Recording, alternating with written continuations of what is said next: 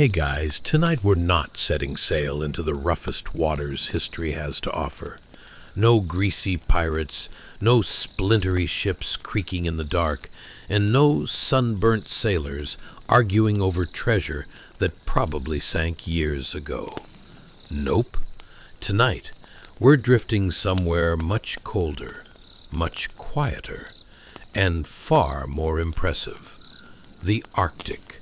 And how indigenous engineering defied winters that should have made survival impossible.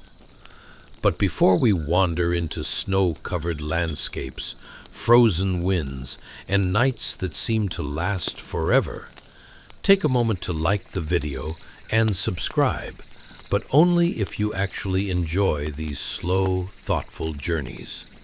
And leave a comment telling me where you're listening from and what time it is.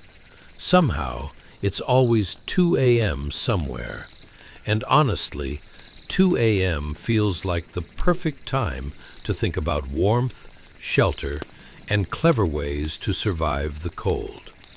Now dim those lights. Turn on a fan for that soft, white noise hum. Imagine it as a gentle Arctic breeze, not the kind that steals your soul. Get comfortable, wrap yourself in blankets, and maybe tuck your feet in. Not because imaginary rats are planning anything tonight, but because the Arctic is no place for cold toes. Let's pause for a moment. Have you ever wondered how people lived in places where winter isn't a season, but a lifestyle? Where temperatures could freeze breath in midair, sunlight vanished for weeks, and a single mistake could mean the difference between life and death. Tonight, with Sleepy Oogway as your gentle guide, we're exploring the quiet brilliance of indigenous engineering. Not massive castles, not industrial machines, but smart, elegant solutions built from snow, bone, stone, animal skins, and generations of hard-earned knowledge. We'll look at how homes were designed to trap heat instead of losing it, how tools were shaped to work with the environment, not against it, how clothing, shelters, and daily routines were engineered for survival, refined slowly over centuries, tested by some of the harshest conditions on Earth. And yes, there will be moments of struggle, blizzards, hunger, darkness that stretched on and on. But there will also be ingenuity, humor, and resilience, the kind that quietly laughs in the face of impossible odds. This isn't a story of brute force. It's a story of listening to the land, of adapting instead of conquering, of people who understood that survival wasn't about overpowering nature, but cooperating with it. So settle in. Let your breathing slow. Let the warmth around you feel just a little more comforting. Tonight, we honor the wisdom that kept people alive where the cold never showed mercy, and discover how indigenous engineering turned winter itself into something survivable. Now, let us begin. Chapter 1. The Warmth That Shouldn't Exist. The land stretches outward in every direction, vast and frozen, shaped by wind and patience rather than mercy. Beneath the dim winter sun that never fully rises, the world is painted in pale blues and muted whites. Snow lies packed hard against the earth, and tall, dry grasses rattle softly as the wind cuts through them, sharp and unrelenting. Every breath here feels deliberate, measured, necessary. This is a place where survival is never assumed. The wind moves freely across the open plain, lifting snow into slow, spiraling patterns that drift and settle again, as if the land itself is breathing. There are no trees for shelter, no stone walls, no obvious signs of safety, and yet, standing alone against the horizon, there is something unexpected. A single conical structure rises from the frozen ground. Its shape is simple, elegant, and unmistakably intentional. Narrow at the top, wide at the base, it faces the wind not with defiance, but with understanding. Snow gathers around its edges, packing tightly against its sides, sealing gaps, reinforcing rather than weakening it. From the outside, it looks fragile, temporary, almost vulnerable, but appearances are misleading. The wind howls past the structure, slipping around its curved surface instead of tearing it apart. The snow piles up at its base, not as an enemy, but as insulation. The very elements that threaten life here are quietly repurposed into protection.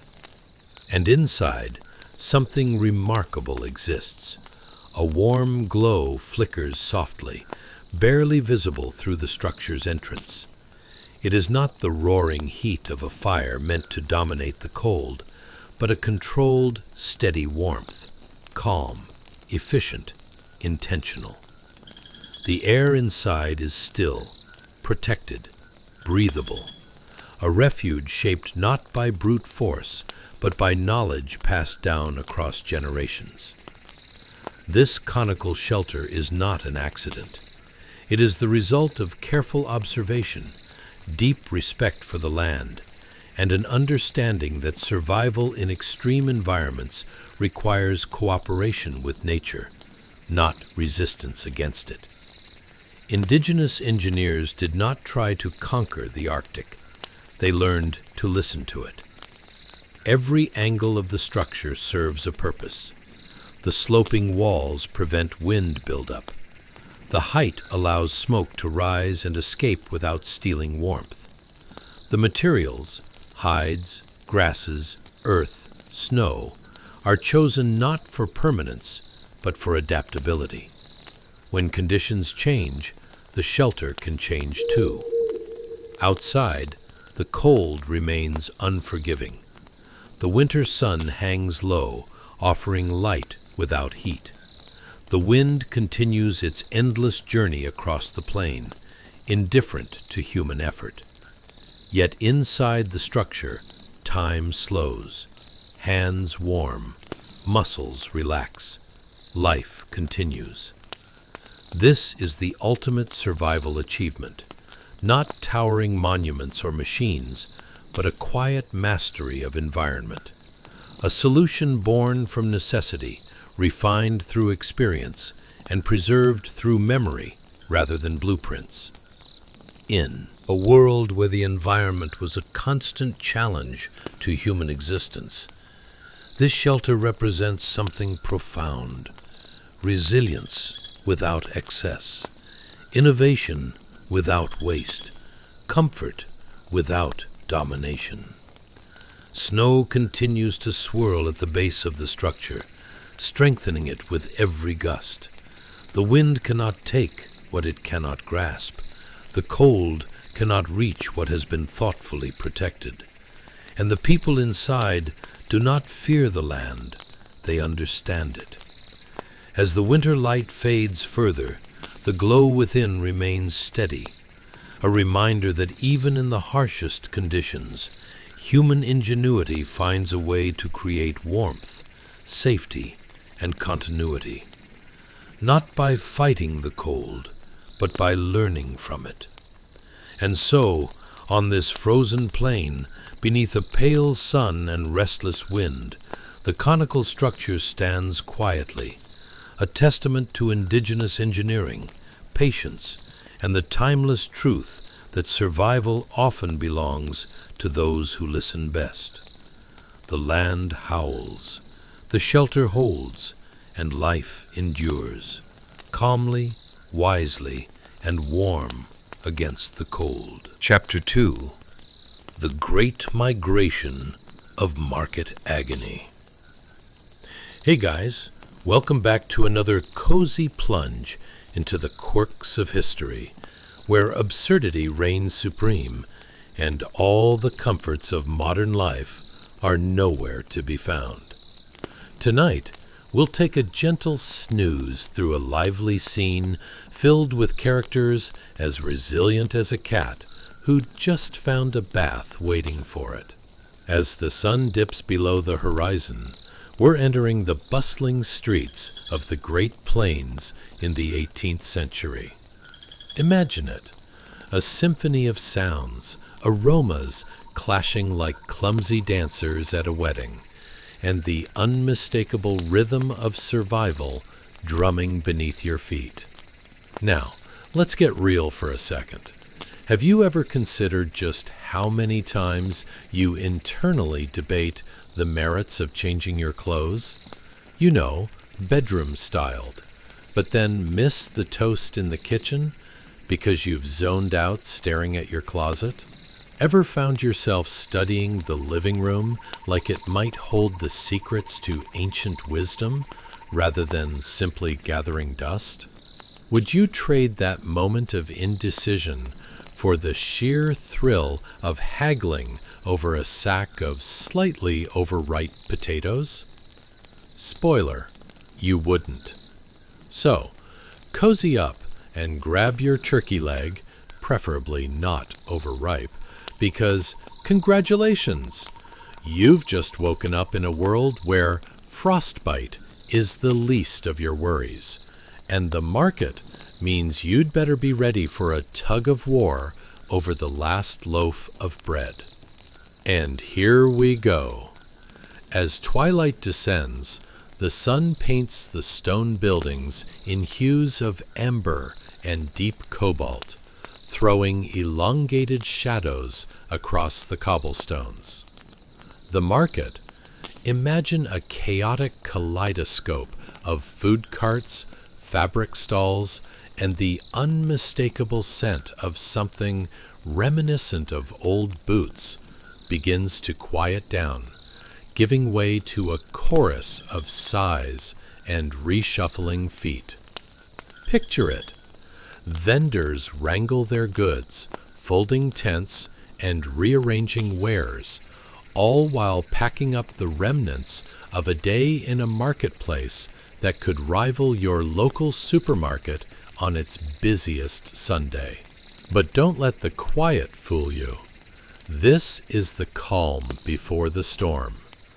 You can almost hear the whispers of the night crawling over the stone walls as the people drift back to their cramped apartments, conjuring the warmest thoughts possible as they silently lament the turnip stew that's been simmering for days, competing only with the cat in an ongoing quest for the farthest corner to hide. The apartments themselves, oh, what a charming take on modern minimalism. They are not the open-plan lofts or cozy nooks we so dutifully pursue today. No, these spaces are more akin to a rabbit warren on a budget, squished into tiny cubes where privacy is as scarce as a warm pair of socks on laundry day. Imagine dodging livestock en route to your bed. Moving furniture would require a full-on strategy akin to a military operation. Move the armchair 10 feet to the left, then leap over the hay bale like a contestant in an Olympic decathlon. And while you strategize your escape from fleeting comfort, can you hear the laughter and camaraderie wafting through the air, alongside the lingering haze of boiled rutabaga?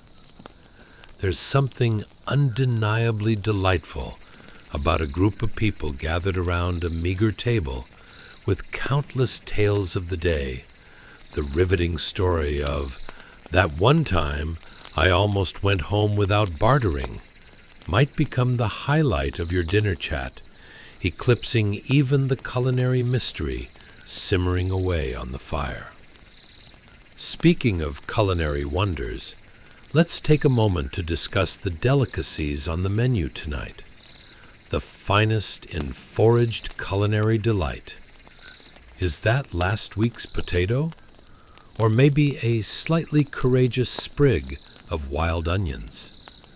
The appetite built by a long day of market haggling is as merciless as a toddler in a candy store, combined with the fierce determination of a cat that has caught its prey. But watch out, because dinner conversations can swiftly turn to existential crises when faced with a micro plate of "What's for dinner?" Life here is like being in a sitcom, filled with wild characters, curious plots, and an audience of way too many parties ready to intervene. Imagine dodging your neighbor holding court on the topic of last week's market hairdryer horror, while simultaneously navigating accusations of, "You said you'd trade that cabbage." As tension mounts, the air hangs thick with laughter, absurdity, and just an edge of frustration, like trying to put on socks after getting out of the shower. Before long, the heavens beckon sleepy adventurers homeward, leaving behind an echo of laughter that melts into the night air. As you crisscross through the tight alleys, you can almost imagine the echo of hoverboards taking off at the convenience store around the corner. Except, in this case, you've got a whole fleet of children running alongside you on foot, eager to ride the mesmerizing night breezes and maybe pilfer last-minute discounts on whatever remains on the market stall. As the sun finally sets completely, envision the cycle beginning anew, a refreshing reminder that life isn't just about surviving. It's the absurd, beautiful moments laced around our everyday struggles. Dreams, like cabbage wedges, may sometimes feel like a distant fantasy, but don't fret. They're waiting, just around the corner, as the evening air wafts inspirational tunes of laughter and life back to you.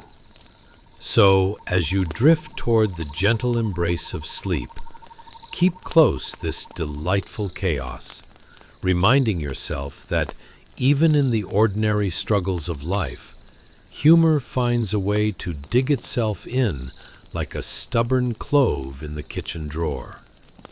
Good night, adventurer, and here's to waking up with stories to tell. Chapter 3. The teepee, more than just a glorified umbrella. Let's talk about warmth, specifically how one very clever group of people mastered the art of staying cozy without buying stock in a lumberyard. Picture this: a heavy stone castle with thick walls and tiny windows designed to keep out the world. Imagine the drafts taunting you as if they were rude party guests lingering in the corners. Now, contrast that with a graceful cone made of wood and hide, the ultimate winter fortress for those skilled indigenous engineers of the Great Plains. Ah yes, the teepee, an aerodynamic masterpiece with a surprising amount of engineering secrets concealed beneath its seemingly simple facade. The moment you step inside one of these marvels, it's like entering a cozy hug from nature itself. The interior smells like a whirlwind of campfires, fresh grass, and a hint of sage, with the warmth from the central fire pooling at your feet, wrapping around you like your favorite childhood blanket. Your body sinks into a comfortable spot on the ground, cushioned by the soft, worn hide of an animal that might have seen better days. It's better than any overpriced memory foam mattress, I assure you. But don't be fooled by the serenity. This is no ordinary tent. It's like the Swiss Army knife of structures. You can't just go around comparing teepees to regular tents, like saying a gourmet burger is the same as cold last week's pizza. Though, let's be honest, cold pizza rarely gets less charming as your caffeine levels plummet at 2 a.m. The first thing you notice is the elegance of its design. The conical shape is no accident, my friend. Just as you might regret putting on a pair of jeans after a hearty Thanksgiving dinner, the teepee's form ensures that snow slides right off its sides.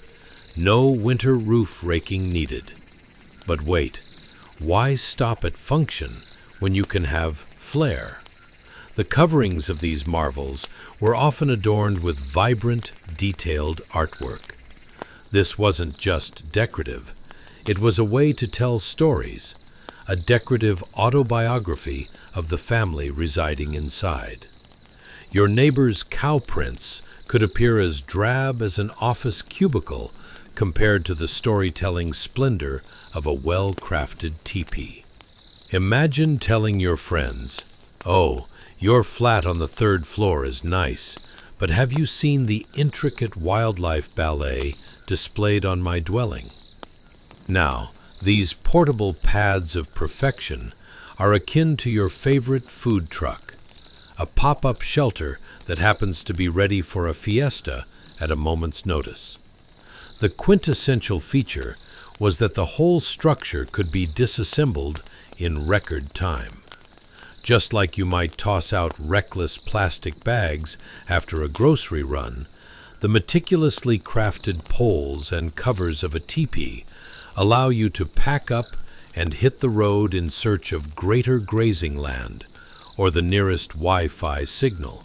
Though, spoiler alert, no signal is coming in 1750. So, how were these natural works of art powered? Well, enter the central fire. Yes, heart of warmth, and the bane of awkwardly burned marshmallows, providing heat, light, and the sweet scent of dying embers. When it came to heating your personal haven against the bleak winter chill, forget about fancy space heaters. This flickering flame performed a dazzling variety of functions. It cooked your food, kept you warm, and with a little luck and skill, turned meat into a remarkable delicacy instead of just eliminating it from future dinner conversations. Now let's pause for a moment. Can you imagine hosting a dinner party within the confines of a cozy teepee? The fire crackles. The rich aroma of stewed bison wafts through the air. You lean back, admiring the decorations, the same way you'd admire that one friend's unreachable Pinterest board. It's like crafting Instagram stories from inside a delightful dome of rustic finesse. Oh, what's that? You don't have a killer view of the sunset? Wonder what that's like. The best part? In this perfect portable paradise, you also develop an affinity for relationship building. Each teepee, lovingly assembled, isn't just a shelter, it's a community hub. People would gather, share stories, and inevitably complain about the incessant cold, culminating in a hilarious competition over who had the thicker sleeping furs. Just imagine the banter. Oh, you thought your buffalo robe was impressive. You should see mine. It practically qualifies for a fashion week. Let's not forget practicality. Unlike castles that were often uninviting fortresses, teepees invited laughter, warmth, and even the occasional family squabble over the last morsel of drying jerky. You know the kind of squabble, a fun, light-hearted bickering that is just as essential as the air you breathe, or the jerky you're trying to fight over. And when some incorrigible rogue rolled in with a hilarious tale about battling a mountain lion just for grocery prep, you could trust your neighbors to cradle their laughs as they fought for the last bit of warmth from the fire. So there you have it. While heavy stone walls tried to fight the world, teepees simply flowed with it. They remained steadfast against the elements, performing a dance of survival with the wind and snow. Cozy, practical, and absolutely snarky in their own right, they show us that perhaps the best architecture isn't built to fortify, but to embrace, allowing stories to tumble in like leaves on a crisp autumn day. In this realm of wooden poles and warmly worn hides, humor was the ultimate draw. Who needs a solid brick wall when you've got a snazzy structure that's a conversation starter, an endurance test, and a snug retreat all in one? So, as whispers of cold air rustled through the tightly woven walls and laughter echoed, remember, when it comes to choosing whether to fight or to embrace the wind, sometimes a playful bend in the canvas is what keeps both your body and spirit warm on the harshest winter nights. All hail the ingenious design of the teepee. Chapter 4. Builders of the Cold. Indigenous Engineering meets the Arctic. Ah, welcome to the breathtaking frozen plains of the Great Plains. Imagine yourself bundled up like a burrito in 12 different layers, only to realize that winter just grabbed you by the cheeks and said, "Surprise!" Unlike that ex who's been ghosting you, this winter doesn't leave. Instead, it cozies up in your bones and refuses to budge. In this icy world, the indigenous builders were basically the world's chillest architects. Pun intended. Their homes didn't just appear, oh no. They were crafted with the meticulous precision of a cat planning its pounce on an unsuspecting potato chip. As you wander through these snowy fields, fog curling upwards like a ghostly exclamation mark, you notice hidden magic in the air. These builders didn't aimlessly toss a few sticks together and call it a day. No, they spent generations honing their skills, developing an understanding of the land so profound it would have made even the most seasoned meteorologist sigh in envy. Just think about it. Ever tried to guess the weather while standing in line for overpriced coffee? That's child's play compared to having a 6-month-old baby snowstorm as your primary weather consultant. As the sun rises, painting the snow in hues of lavender and gold, you can feel the energy ripple through the vastness. The indigenous builders glide over the frost-kissed landscape, eyes twinkling like mischievous stars. They watch the wind whistling through the tall grasses and listen to the delicate whispers of snowflakes as they land gracefully on the untamed earth. Each gust and patch of snow tells a story, one that reveals where to set up their homes and when to huddle in for warmth. And here's the kicker. This isn't just about survival. It's an art form.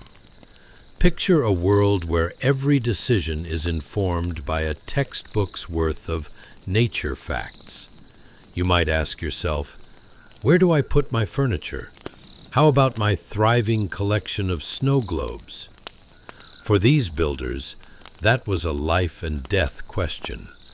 They learned to read the land like it was the latest gossip rag, knowing when to lean into the chill like an old friend, and when to retreat like a cat scared of the vacuum. You may want to lend them your ear as they observe the alignment of wind and snow patterns, nature's very own meteorological newsletter. Oh, the northerly winds are blowing today? Guess we won't be building a home with a porch view. They didn't have the luxury of shouty social media proclamations about local weather, but they did have instincts honed to a sharpness that could cut butter. So, how did they do it?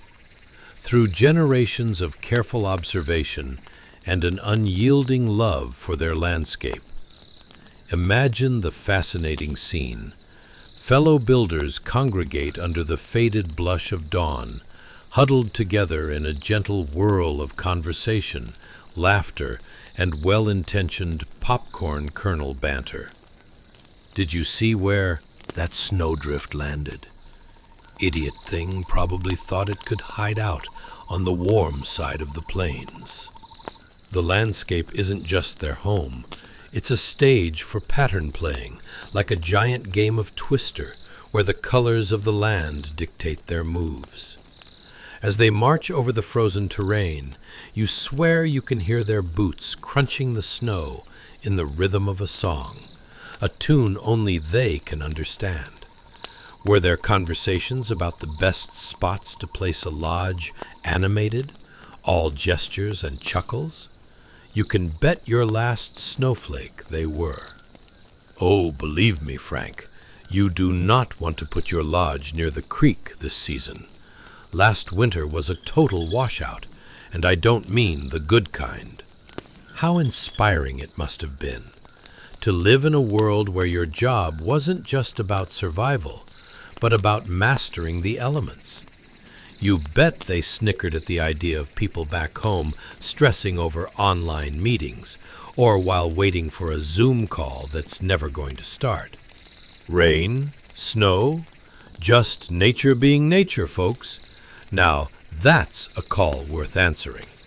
In what can only be described as a glorious tactical game, these builders concocted a pulse of life and activity. They carefully selected their materials, gathering not just from what was available, but what the land dictated. A bendy tree here, a strong pole there. They went about their work with all the enthusiasm and precision of a kid glued to a Lego project. Each end of a stick, each patch of hide used for their teepees was carefully chosen, because let's face it, nobody wants to play interior designer in the Arctic. Now, let's get to the fun part. Imagine the sheer pride they must have felt as they surveyed the lands, their homes rising up against the backdrop of the vast winter landscape. The light from their fires flickering like a comedy show through the flaps of a well-placed teepee. Gosh, talk about ambience. So, while you might be here wondering why your toast keeps burning in your modern toaster, let yourself drift into the realm of those indigenous engineers who crafted homes with purpose, laughter, and perhaps even a pinch of playful banter. Could they cook breakfast on a fire? Absolutely, with a side of good-natured teasing to boot. Did anyone bring the elk jerky? And if you found yourself forgetting if you logged into work or started a movie at night, well, their dynamic lives were a roaring reminder of what it meant to connect with the world around them, one snowy day at a time. Yes, as the wind howled past the teepees, they embraced each blow like an old friend who tells bad jokes at dinner parties. Because when winter comes knocking, you can either grumble about it or laugh. And let me tell you, these builders knew how to do the latter. And so, as the laughter echoes and the warmth radiates. Remember this. When it's cold outside and we're huddled under layers of flannel, some folks were using the Great Plains to design their cozy retreats with flair and a cheeky attitude. Chapter 5. Log Cabins versus Teepees, a tale of two architectures. Hey guys, welcome back to a cozy corner of history that's cozier than a cat in a sunbeam. Tonight, we dive into an architectural showdown that's as epic as choosing between sourdough and a gluten-free muffin. Only this time, it's not about carbs, it's about survival. Picture yourself surrounded by the most charming log cabin this side of the 18th century, woodsy aromas wafting through the air like a sauna decorated by raccoons. But just across the way, there's a teepee, effortlessly warm and airy, like a quirky cousin who insists on using all the right essential oils while you're just trying to figure out how to use your toaster without burning your toast. Now, let's get real for a second. Have you ever designed a space only to realize you inadvertently turned it into a wind tunnel of doom, complete with a front row seat to the elements? What was the design flaw? Too many questionable IKEA shelves? Or did you miscalculate that cozy setup with furniture that seems to slowly migrate into the cold abyss of your living room? And let's not forget that one friend who always volunteers to relax by the window while everyone else is bundled up in parkas shaking their heads. So buckle up, because you've just transported yourself to the enchanting world of the Great Plains between 1750 and 1850, a time when survival was more about your architectural choices than your Netflix queue.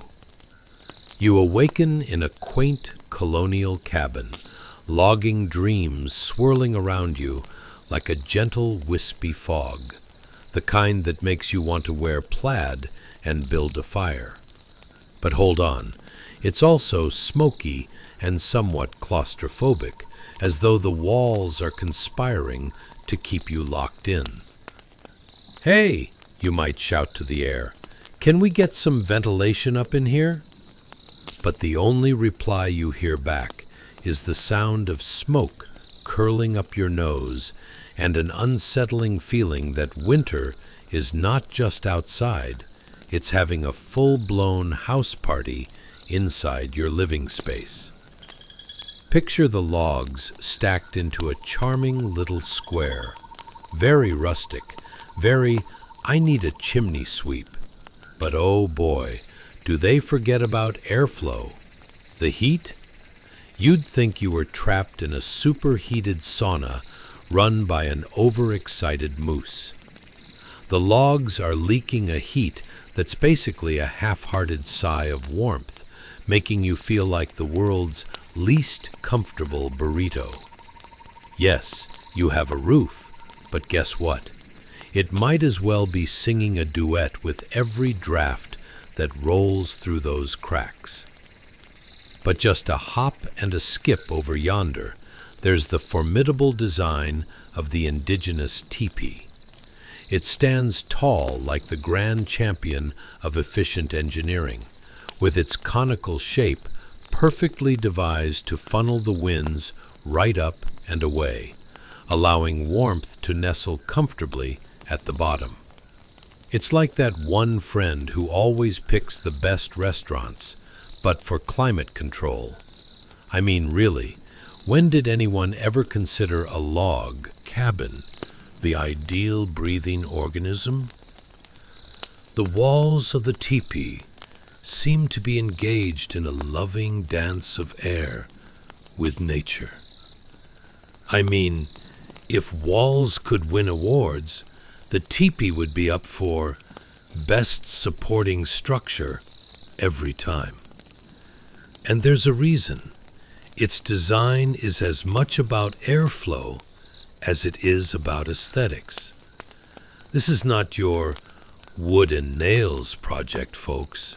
Oh no, this is a living, breathing structure that could make even modern architects reconsider their life choices.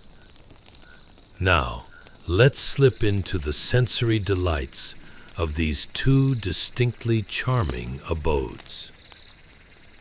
Inside the cabin, the smell of smoldering wood intertwines with something not quite so pleasant. Was that last week's stew? Every moment spent here feels like playing a game of guess the source of the smell.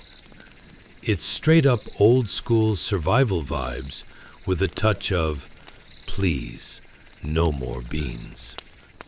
As for the teepee, my, oh my. Step inside and it's like a warm embrace from your grandma, if your grandma was an efficient air-flowing machine. The air dances freely inside, gently perfumed with sweet cedar and spices, wafting not from an unfortunate leftover, but a thriving hearth where a bubbling stew simmers away. You think to yourself, heck, I could take a nap in here. And thus, the two abodes become a metaphor for life. You can either lug yourself through the cold tendrils of your cramped log cabin, or bask in the open embrace of a well-ventilated teepee. As you navigate your way through these options, consider the absurdities of modern life. Ever tried navigating your living room through a pile of half-eaten snacks and random laundry? A bit like the way the indigenous builders deftly avoided the frigid air while nestled snugly in their warm hide dwellings. Meanwhile, how many times have you cursed under your breath as the weather app lied to you and you stepped out into a frigid wind that felt like an angry slap on the cheek? Oh, sweet reader, here lies the irony. While we flounder around our homes trying to design cozy sanctuaries with faux wood paneling, the indigenous builders were crafting masterpieces with purpose, finding solutions for using natural materials, all while their designs served as cozy havens against the elements, snickering at that poor cabin with its heroic attempt at warmth. You can't make this up.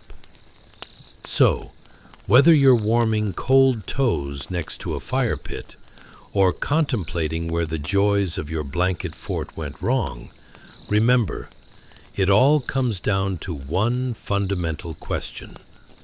Are you seeking shelter or seeking a draft?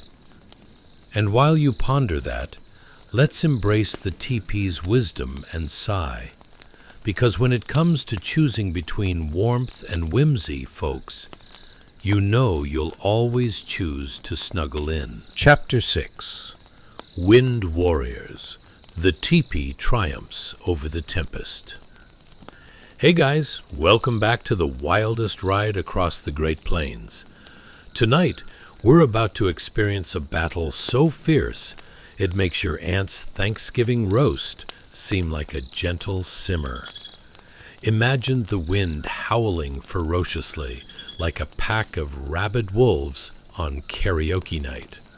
It's got a mission to topple everything in its path, ravaging the landscape as if auditioning for a demolition job. But sitting stoically amidst this tempest is our champion, the marvelous teepee, curiously shaped like the hat your history teacher wore, yet radiating tranquility like a yoga instructor who's had way too much chamomile tea. So, before we plunge into this swirling cyclone of history, take a moment to like, subscribe, and drop a comment below. Or don't, but only if you truly enjoyed the ride. Now, as we steady ourselves amidst the absurdity of Swirling Wind 101, I want you to consider this.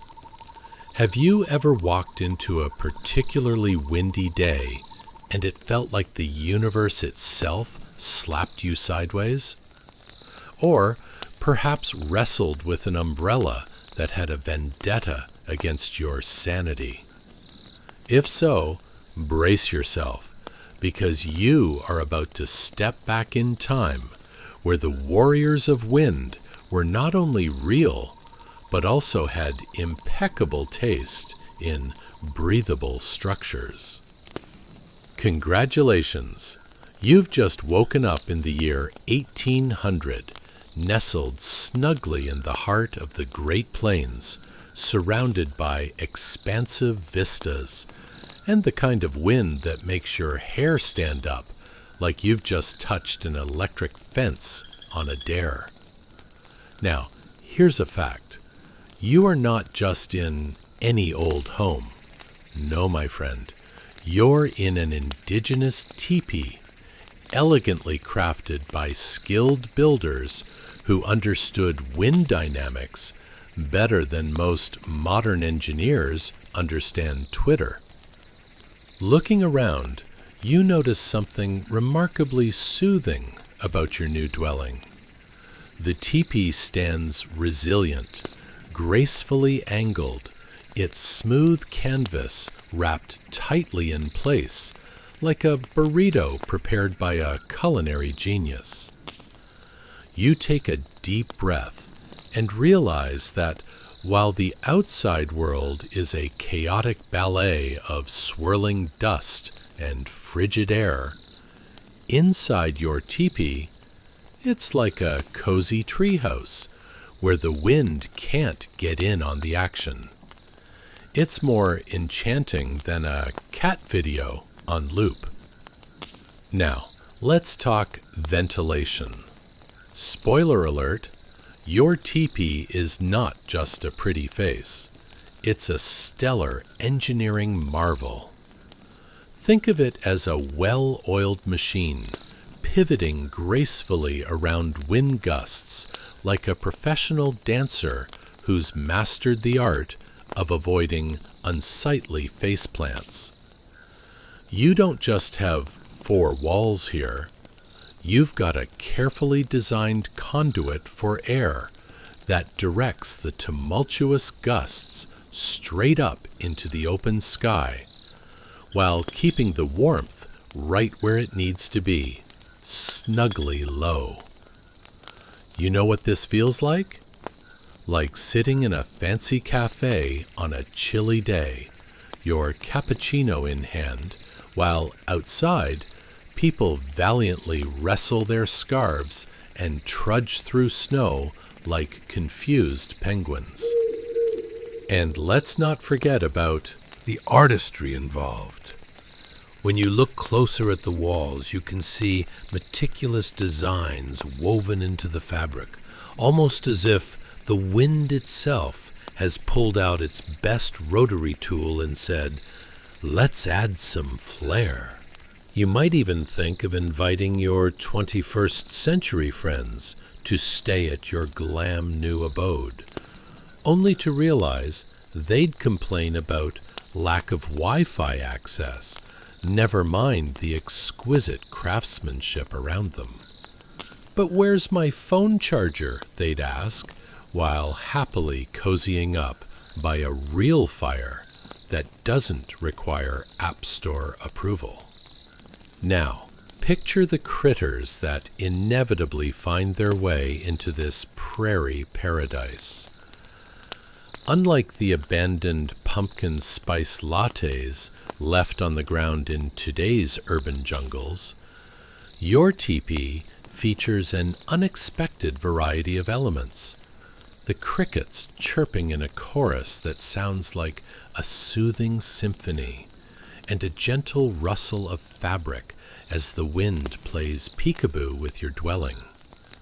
They're charming, compared to the moaning refrigerator and screeching neighbors you might be used to. And should a wayward buffalo wander too close? Well, nothing a solid, "Hey, buddy, chill out," won't fix. At least, that's how you're feeling today. As the day wears on, you might even appreciate the way your home breathes with you. Unlike in the log cabins down the way, which resemble an overstuffed turkey carcass with about as much air circulation as a car trunk in July, your teepee provides the perfect earthy perfume. Sweet cedar mingling with a line of herbal sage, while the smell of the savory stew wafting from the hearth makes you wonder if you could capture it and bottle it for future Pinterest posts. What's a log cabin got on that, eh? And while you are nestled in your stylishly aerodynamic paradise, it's not all sunshine and butterflies. Suddenly, a fierce squall barrels through, just to remind you who's boss: nature.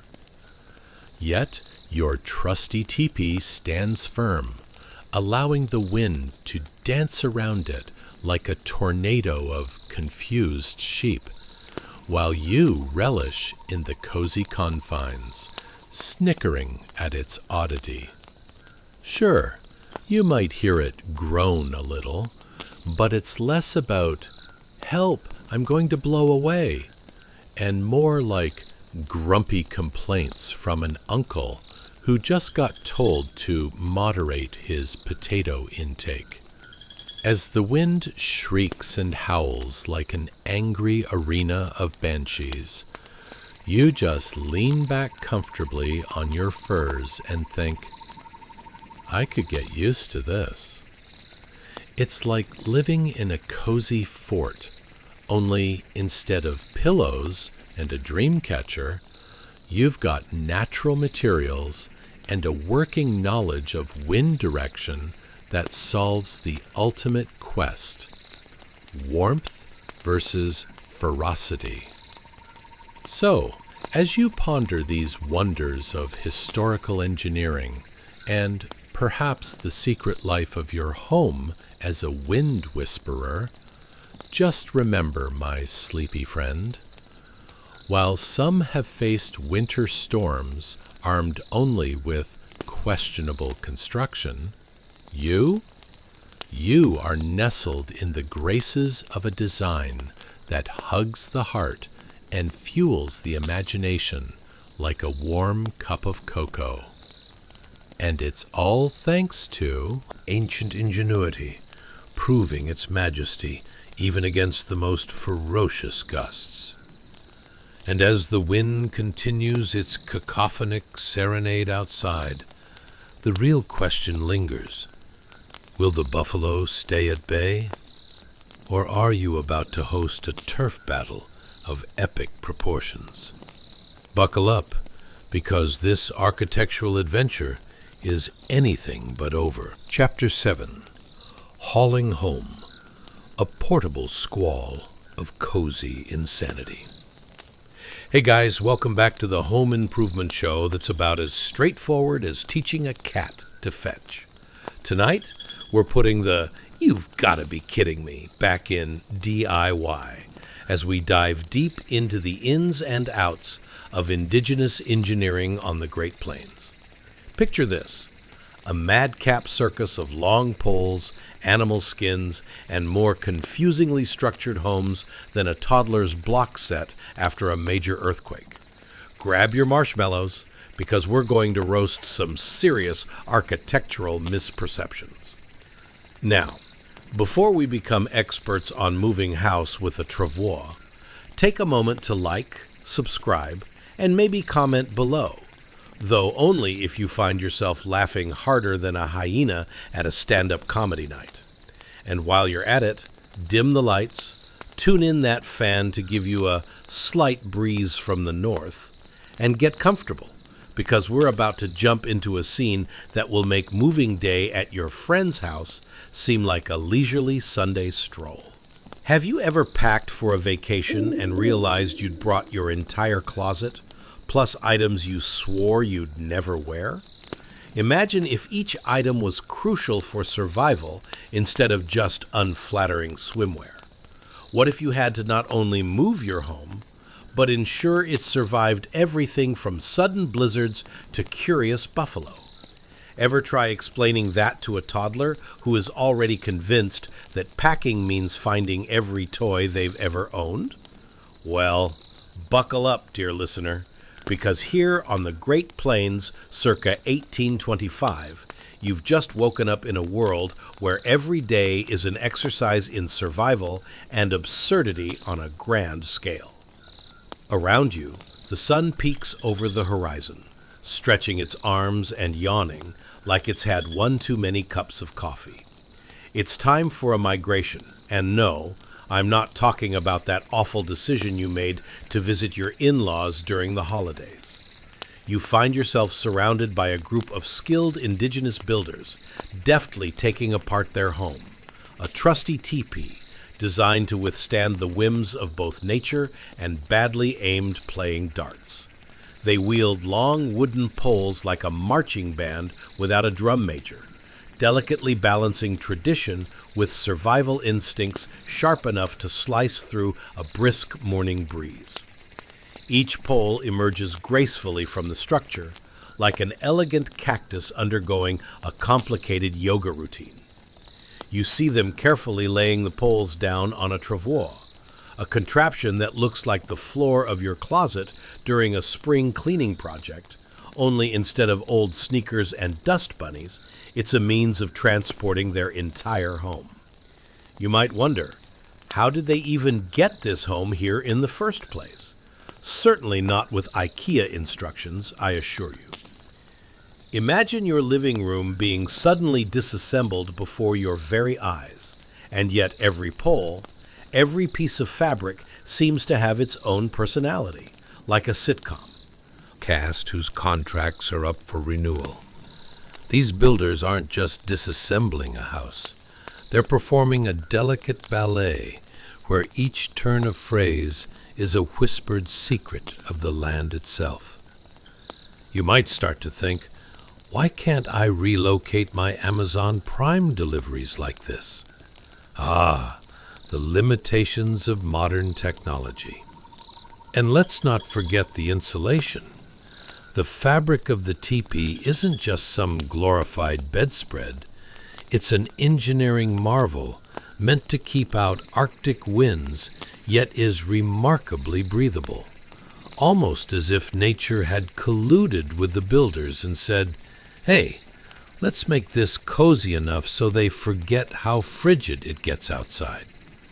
It's the kind of insulation that would have any modern architect turning green with envy, all without a single piece of bubble wrap or $1 million consulting fee.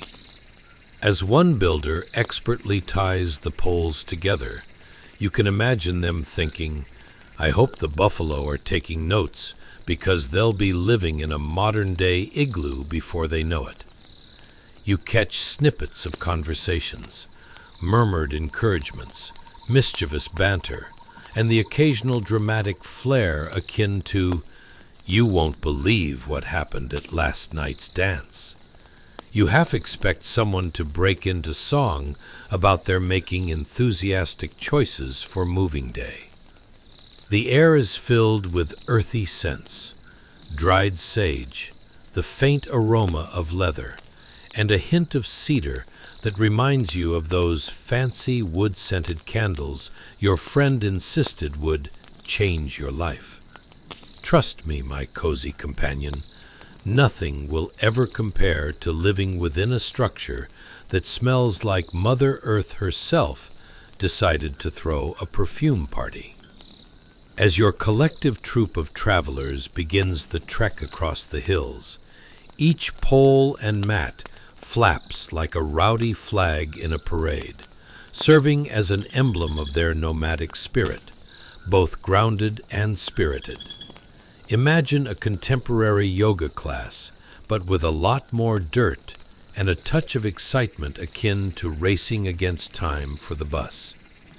Questions hurl through your mind. What if someone ties my ankles together literally while running?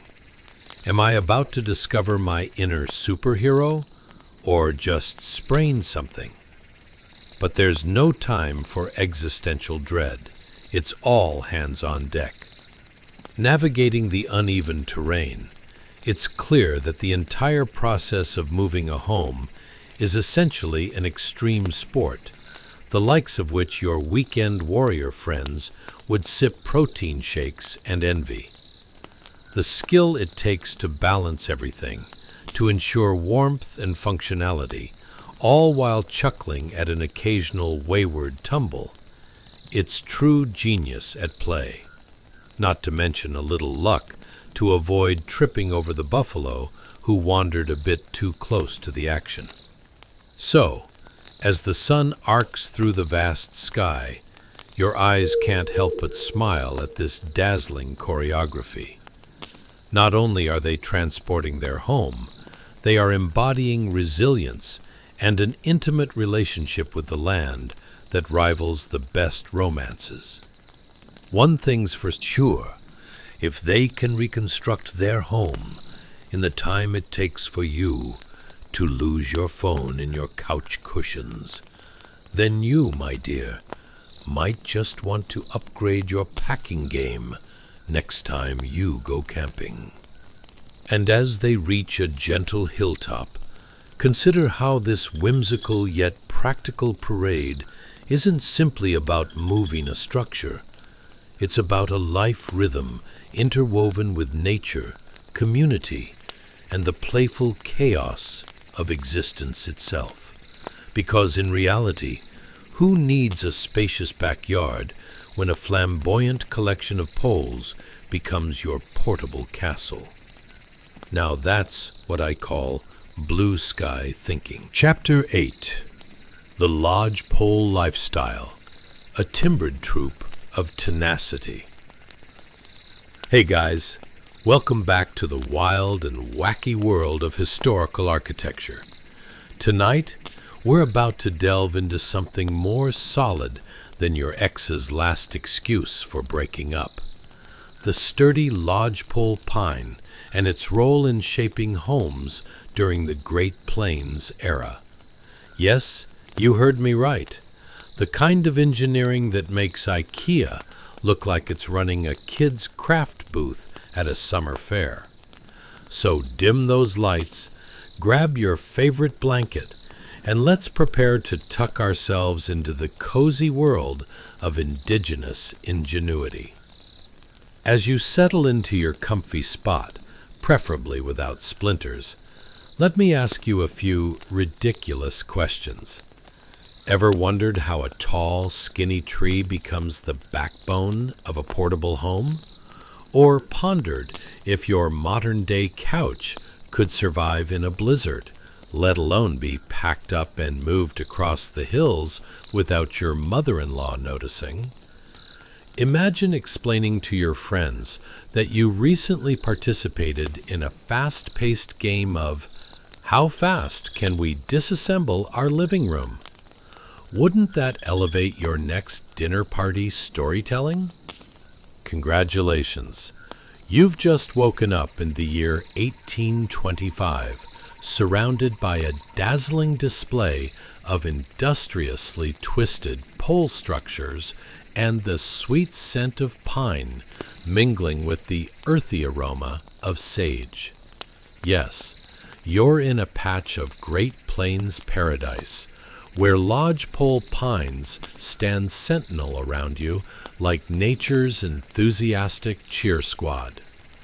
These trees are the supermodels of the woodland, tall, sturdy, and totally ready to become your new best friends.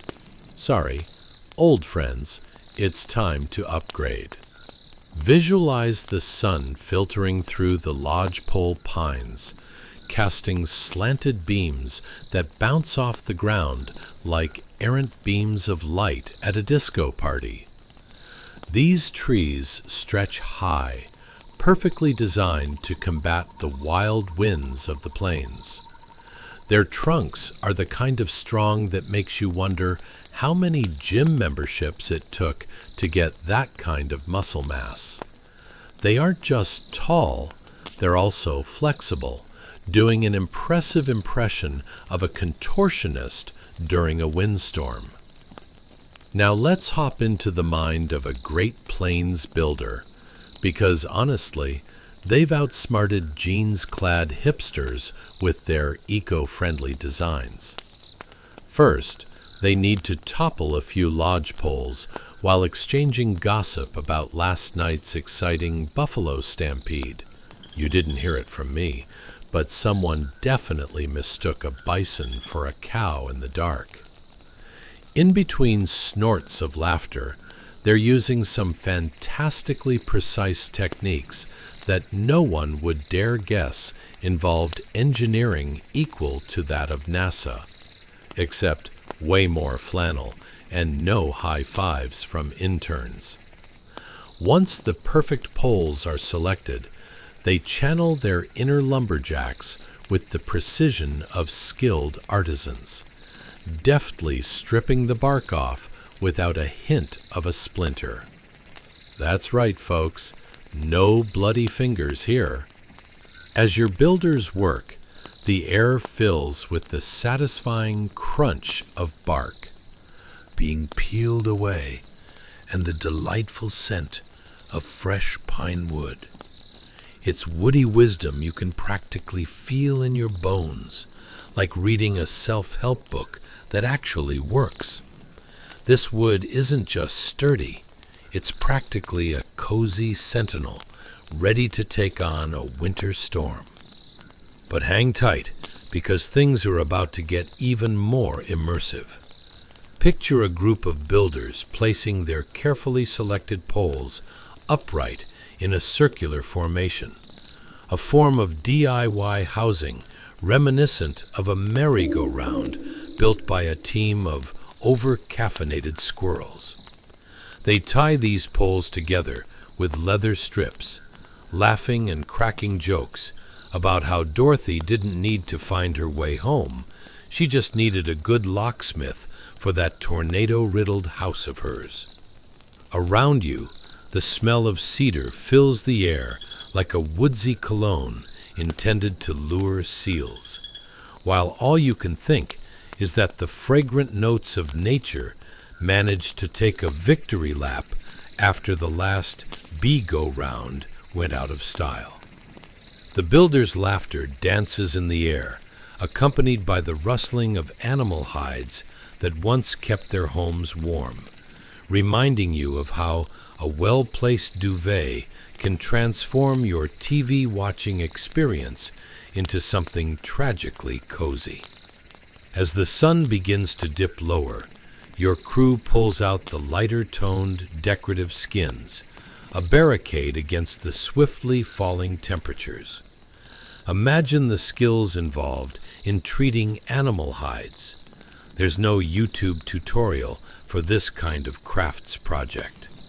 You chuckle to yourself, thinking that perhaps this could be a hit reality show. Extreme skin treatment. Watch as we turn deer into decor. Though I assure you, the rewards come with quite the learning curve. With your new home taking shape, you marvel at how these energetic builders not only made a shell to withstand the wickedest of wintry blasts, but also crafted a cozy nook where warmth and community thrive. It's more than just a house. It's a gallery of flavors, aromas, and affectionate stories embedded into every pole and skin, a living testament to their resilience and creativity.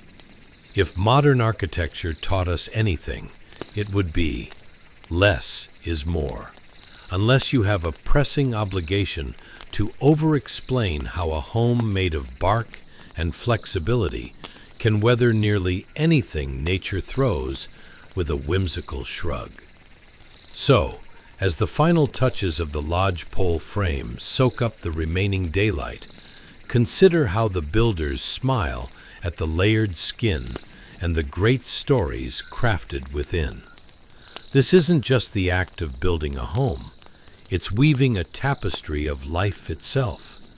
Who needs a sprawling mansion when you can transform the beauty of nature into a snug and safe haven?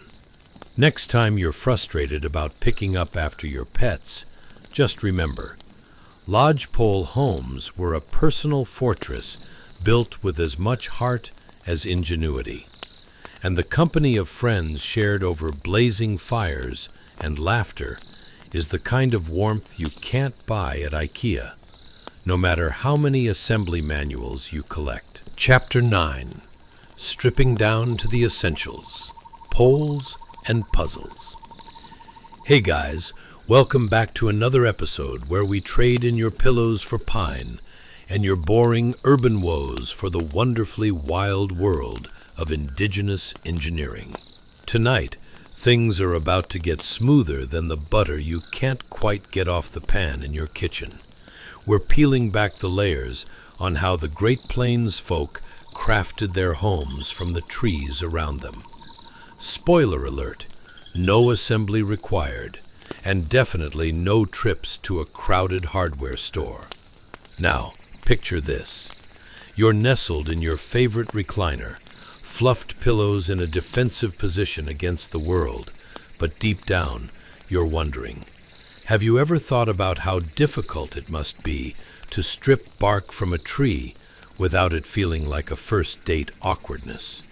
Or perhaps you ponder if anyone ever used pine-scented air freshener as a method for luring critters out while they stripped their trees, because nothing embodies yesterday's lumberjack more than a fresh, pine-scented life, right? Let's embrace a little absurdity, shall we? Imagine having to explain to your high-maintenance friends that your latest weekend trip involved a mad dash to find the best timber while dodging sharp critters. Because who doesn't love a side of scratches and scrapes with their DIY adventures, am I right? Oh, and how did you acquire such a natural aesthetic? Easy. Just strip a few trees and call it a day. Congratulations. You've just awakened in 1825, surrounded by energetic builders, each busy leveling up their homes while expertly shimmying between trees like a super-disciplined game of Twister, minus the loud family arguments and the half-eaten pizza.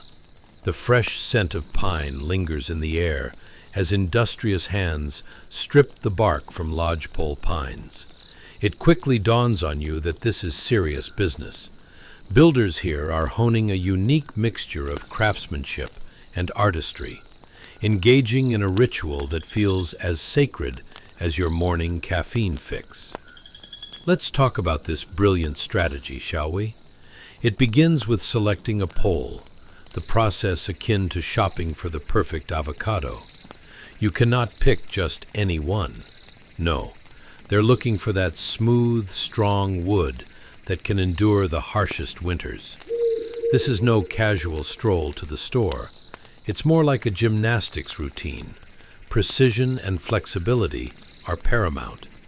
Each selection feels mathematical, as though builders have become the human embodiment of a lumber-based SAT prep course, ensuring only the best materials forge the foundation of their family homes. As they work, the sound of the bark ripping away is oddly satisfying, like the first crunch of a perfectly toasted marshmallow, or the incredible joy of opening a new bag of chips. Imagine the builders giggling. I really hope this pole is a keeper. It's almost like they're auditioning trees for a leading role in Cozy and Resilient, the home saga. With each vertical pole, the builders slip into a pattern that feels almost like dance choreography. If you've ever seen a synchronized swimming team on dry land, you're halfway there. They lean against one another, move in harmony, and shout encouragement, rallying their fellow wood-loving comrades. Between the bark and giggles, you can almost hear a contemporary soundtrack, "I Will Survive" crooning in the background while they bond over their shared task of erecting a stubborn shelter against Mother Nature's tantrums. But hold that thought, it's about to get delightfully outrageous. Each stripped pole isn't just a hunk of wood, it's actually a token at an imaginary casino of history filled with stakes higher than your neighbor's lawn decor ambitions. You know how we have online reviews today? Imagine having a critical jury of locals rating the sturdiness of your choice of lodgepole with a slathering of funny anecdotes. Well, this one held up during the great storm of '26, but I hear it doesn't handle angry raccoons well. The laughter continues, the camaraderie develops, and before long, you start to realize that these poles are a tapestry of sorts, weaving together generations, memories, and stories of resilience, cozy family gatherings, and even perhaps that one time Grandpa accidentally burned the Thanksgiving turkey during the blizzard of '33. And then there's the moment to tie them all together. Builders expertly wrap leather strips around the poles, anchoring their beloved resources in place. Each twist and turn is imbued with purpose, more meaningful than your latest Instagram post about finding balance while precariously handling that pyramid of groceries. They're creating something beautiful out of what nature provides, and you feel the warmth of their joy wafting around you. As the sun dips lower on this hallowed homestead, the poles swaying slightly in the brisk breeze, as if they're whispering secrets to one another, you feel a sense of connection to the past, the present, and even a splash of the absurd. This isn't just a construction project. This is the foundation of life itself, a gathering space for laughter, stories, and the occasional heated debate over who really caught the biggest fish in the Missouri River last summer. So, as we close this chapter of laced anticipation and rustic adventures, you remind yourself of the timeless lesson. From stripping bark to stacking logs, all it takes is a little humor and a lot of heart to build something extraordinary. Much like the builders would say, crafting a home doesn't just involve materials. It's really about fostering the unshakable bonds that go beyond simple shelter. And that, my friends, brings us to cozy, dream-filled nights under a starry Great Plains sky, accompanied, of course, by the delightful aroma of pine and well-timed laughter reverberating through your new abode. Now, before you drift off into peaceful slumber, perhaps adopt a new motto. When life gives you lodgepoles, turn them into your next great adventure. Because if history has taught us anything, it's that a little laughter, resilience, and the right kind of wood can build the coziest of homes. Sweet dreams await. Chapter 10. The Triumphant Tripod. Sturdy Foundations for Chilly Undertakings. Hey guys, welcome back. Get cozy, because tonight we're diving into something as stable as your cousin Larry trying to juggle 4 beers at once. The engineering marvel of the Great Plains, brought to you by the creative ingenuity of indigenous peoples. Spoiler alert, we're talking about pole tripods that could stand against winds that would make even the sturdiest man reconsider his life choices. Imagine this as we take a moment. Picture your worst winter experience. Maybe your car wouldn't start, or you slipped spectacularly on a patch of ice, leg flailing like a baby giraffe. Now, amplify that cold tenfold. Toss in a few roaring winds, and you've got yourself a room full of indigenous engineers in the pre-reservation era, busy creating robust structures to keep out the frigid bite of the Great Plains winter. Trust me, their designs are more reliable than your latest online dating choice. But before we drop you back into the 1800s, let's ponder some important questions. Have you ever wondered how surviving a winter in a cozy lodge might feel? Or, more pressing, how would you perform handyman duties without a retail store to ransack? I mean, really, DIY on a whole new level. And let's not forget, why do we even give our houses names? Was anyone in 1825 flipping through a possible title list for their lodges? Frosty Acres has a nice ring to it, doesn't it? Congratulations, you've just woken up in 1825, surrounded by hearty souls ready to construct what can only be described as the McMansion of the grasslands. The folks here aren't wilting under the thought of deconstructing an IKEA assembly manual. No, sir. They form a team so tight-knit they could host an Olympic knitting competition. It's like witnessing a live creation of a masterful art installation, only with slightly less pretentiousness and a lot more hooting about how many knots a single pole can endure. So, here's the scenario. 3 hefty poles, back to back, tied together like a dramatic family reunion, only without Aunt Edna insisting on bringing her potato salad.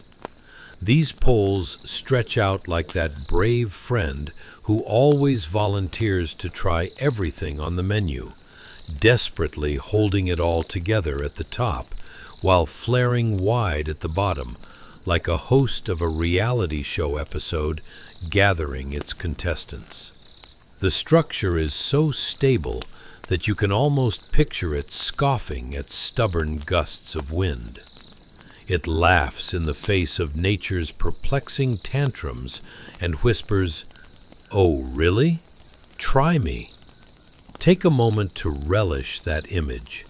Sturdy poles that could withstand strong enough gusts to topple a fully grown buffalo. Yes, ladies and gentlemen, we're talking about a tripod with the confidence of a barista who makes the perfect latte. If winds tried to mess with this setup, it would be nothing short of a classic "hold my drink while I show you how it's done" moment. As you stand here, enveloped in the sweet smell of pine mixed with the earthiness of the plains, whispers of excitement float through the air. Builders shimmy past like contestants in their own peculiar version of a dance-off against the elements.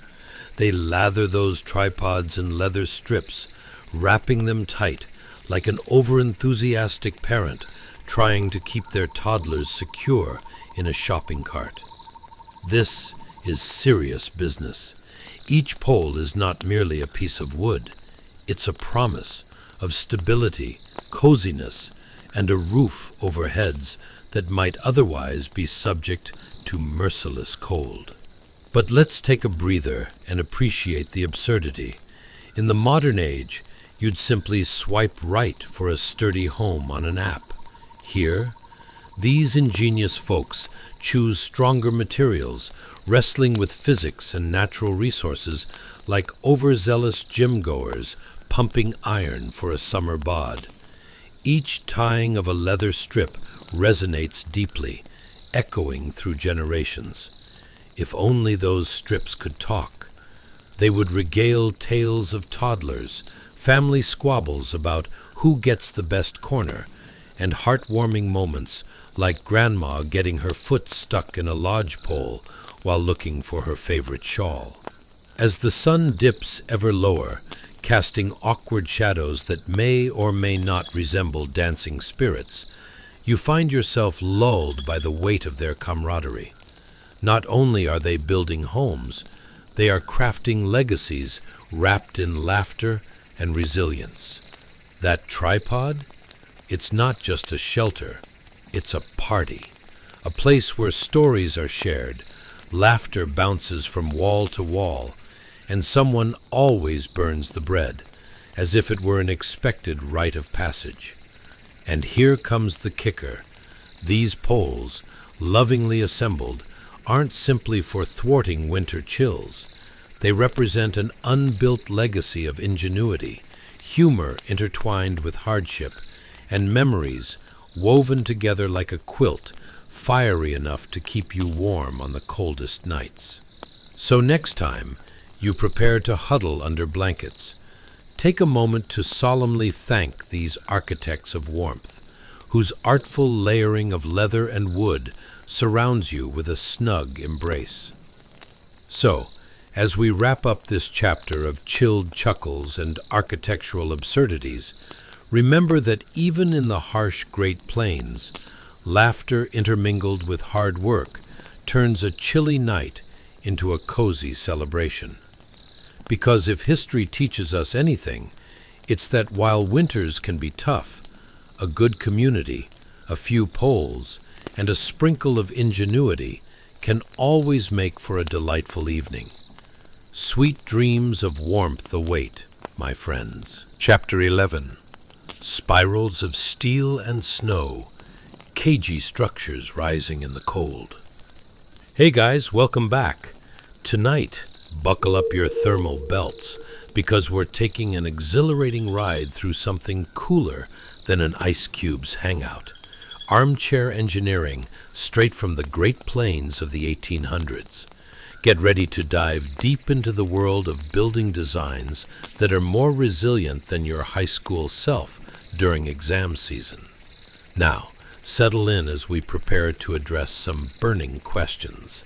Have you ever wondered what it would be like to build a house that could withstand wind gusts strong enough to send even a tumbleweed sprinting for cover? Or perhaps considered how you would manage to shovel snow if your only tools were a wooden stick and your bare fists? And seriously, have you thought about how people named their homes back then? Would frigid fortress go over well, or is that too on the nose? Congratulations! You've just woken up in 1825, surrounded by a bustling community forging their shelter against the wrath of winter's chill. Right away, you notice something intriguing. A cluster of ingenious individuals armed with poles, ropes, and a level of enthusiasm that would make a barista caffeine high seem tranquil. They are following a method so sophisticated that modern architects might as well take notes, if they didn't have their FaceTime meetings distracting them, that is. Picture this scene.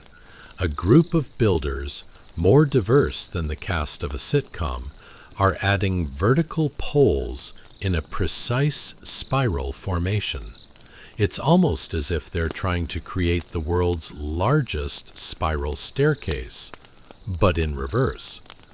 These poles spring vibrantly skyward, interlocking like the fingers of a very motivated giant trying to reach for the cookie jar. Now, as you gaze up, you might wonder, why spiral? Ah, dear dreamer, this brilliant arrangement allows the structure to disperse weight evenly, like a pizza chef spinning dough in the air with flair, only with fewer flour-covered floors. And let's be real, probably fewer flying toppings, too. As you approach the construction site, You can almost hear the poles whispering sweet nothings to each other. "Don't worry, I got your back." Meanwhile, these folks are weaving leather strips like confident seamstresses at a fabric fair, crisscrossing each pole until the whole structure resembles a magical cage designed not to bewilder a rabbit, but to resist the fierce gusts and heavy snow that so generously blanket the plains each winter. Imagine the powerful winds that howl through this flat expanse, wild and determined, but they meet their match in this ingenious design. These structures laugh in the face of winter's tantrums like a middle-aged man who just found his latest age hairline has developed a friendly relationship with the wind.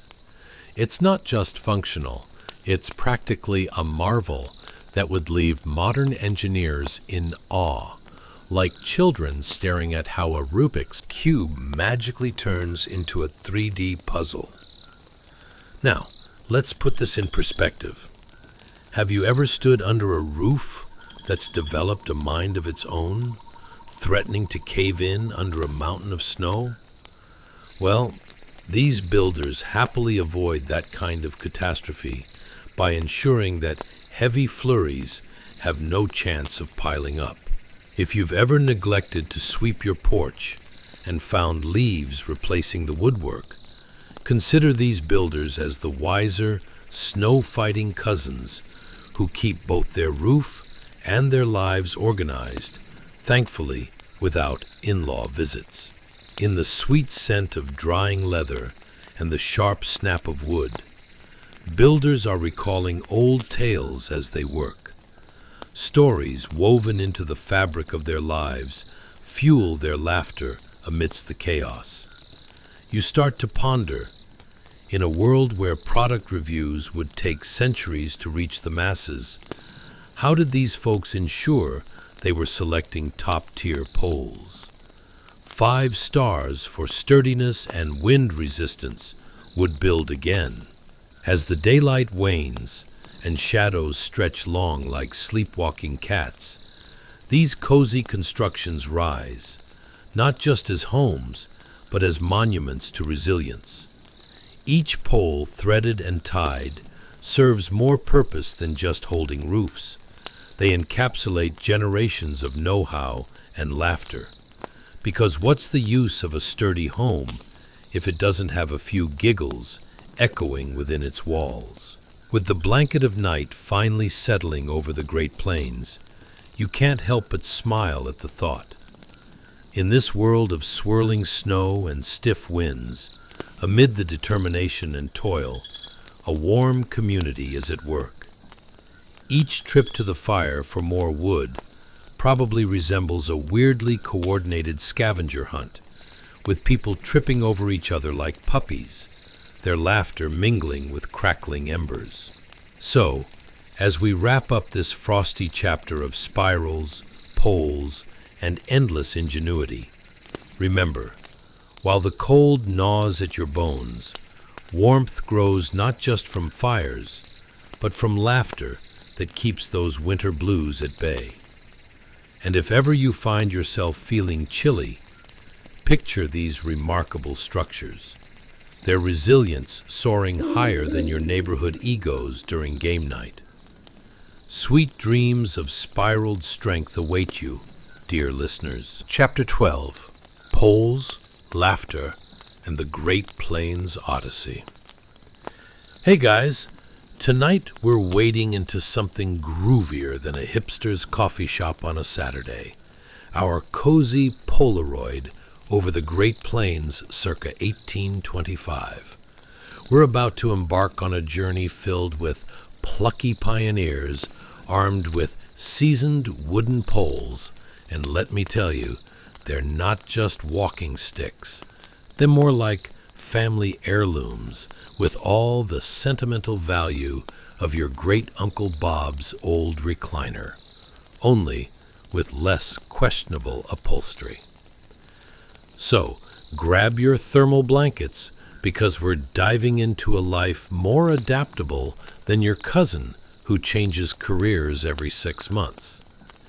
Can you imagine waking up in a world where every pole you carried told a story that spanned generations, and every movement was like a strategic game of chess with the seasons? Or how about trying to convince your children to carry around the family's most valuable wooden pole while simultaneously wondering if it would serve as both a walking aid and an impromptu poke your sibling tool? Congratulations!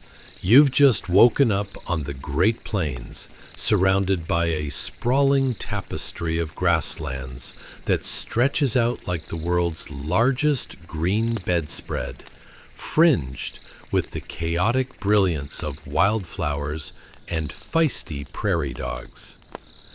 These vast hunting grounds are alive with activity, as eager families are seen shuffling about, poles in hand, weaving their way through the tall grasses like some sort of organic piñata parade.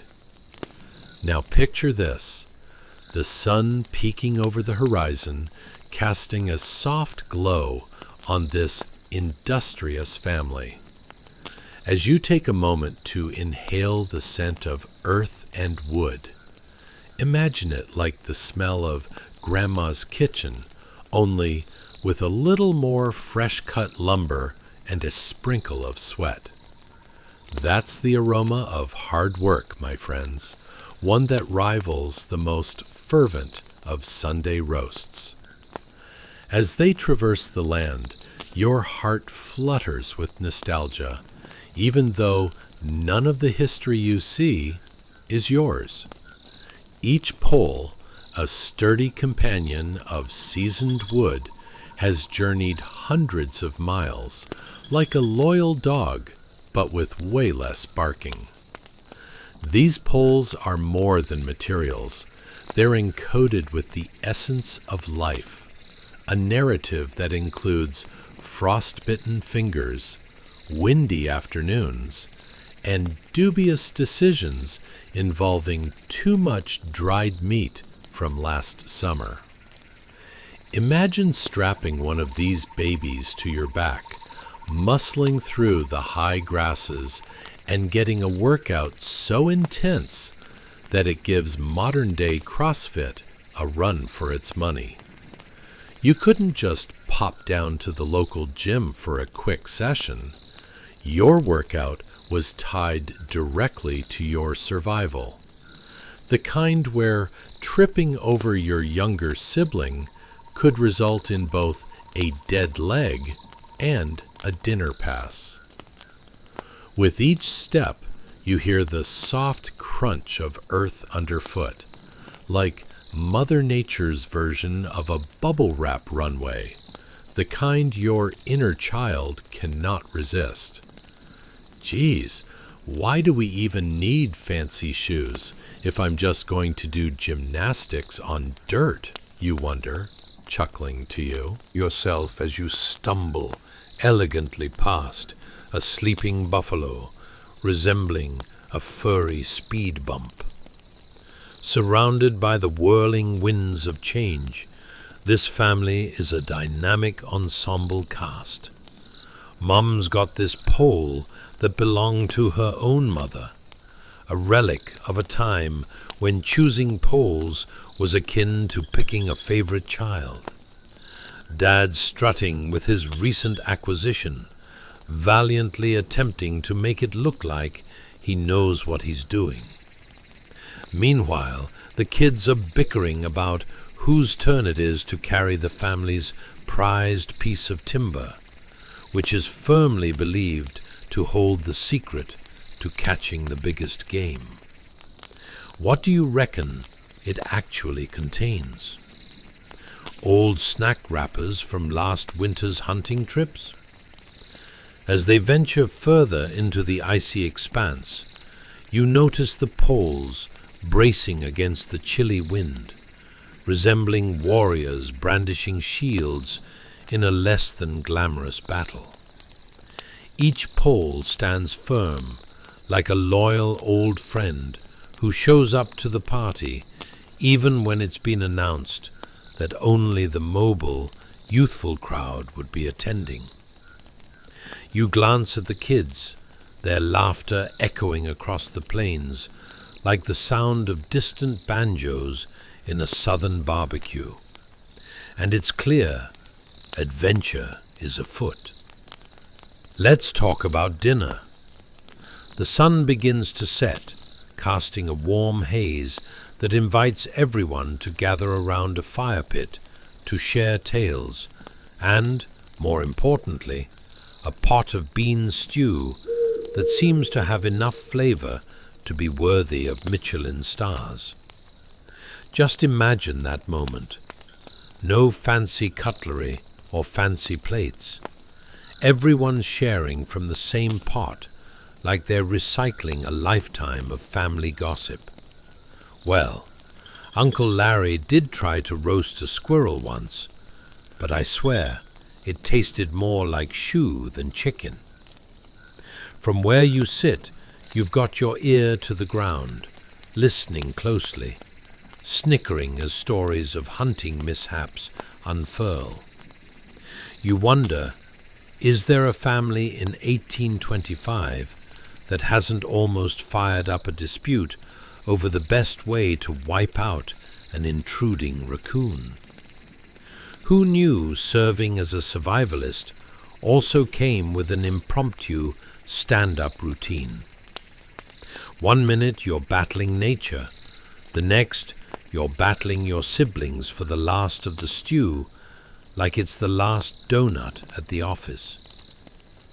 But as darkness embraces the plains, there's warmth that rises in the midst of the cold.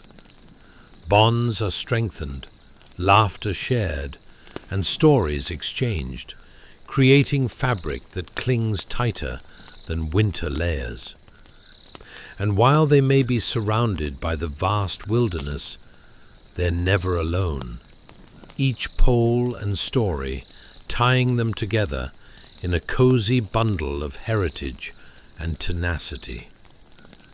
So, as we leave behind this chapter of wooden poles and hearty laughter, remember this: the journey through life, like a family dinner, is all about finding what brings you together.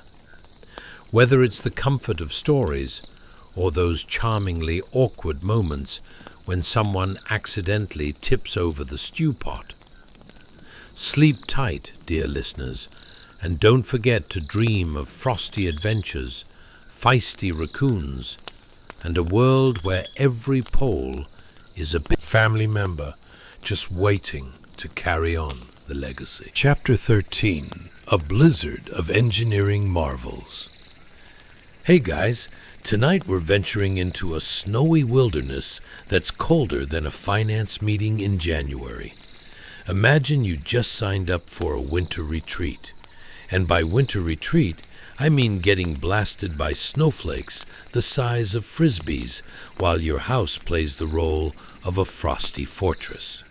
Yep, we're diving deep into the astonishing world of indigenous engineering right in the heart of the Great Plains, set between 1750 and 1850, where the great outdoors suddenly decided to hand out blizzards like it was Oprah. But before we cozy up into this snowy tale, don't forget to give this video a thumbs up if you enjoy the hilarity of long-forgotten survival strategies. But only if you actually enjoy it. No pressure. And maybe even subscribe for more whimsical journeys through history, because who doesn't want to start their day learning how to dodge snowflakes while laughing uncontrollably? Now, let's set the scene for our evening. Have you ever been stuck with a roommate who insists on setting the thermostat to Arctic? Or experienced one of those unexpected power outages where you're sure you're about to turn into a human popsicle? Just imagine coats layered like an onion, only those weren't puffy winter jackets, but the practical layers of the past, designed to keep you one step away from frostbite. And what about trying to convince your kids that wearing 8 layers is cool, while they're busy weighing which TikTok dance to do next? Congratulations, you've just woken up in 1825, living your best life in a cozy, conical abode, just as a massive winter storm rolls in with a vengeance. Picture it, as the flakes tumble down like confetti at a New Year's bash gone awry. Your home stands resolutely against the chaos outside. The cone shape of your shelter is ingeniously designed, like an airplane wing gracefully allowing the wind to pass by without turning it into a summer barbecue pit. I mean, who knew geometry could save your behind from freezing to death? As the storm howls, the world outside transforms into a swirling, chaotic mess, a veritable snow globe where the contents are determined by a toddler on a sugar rush. But inside?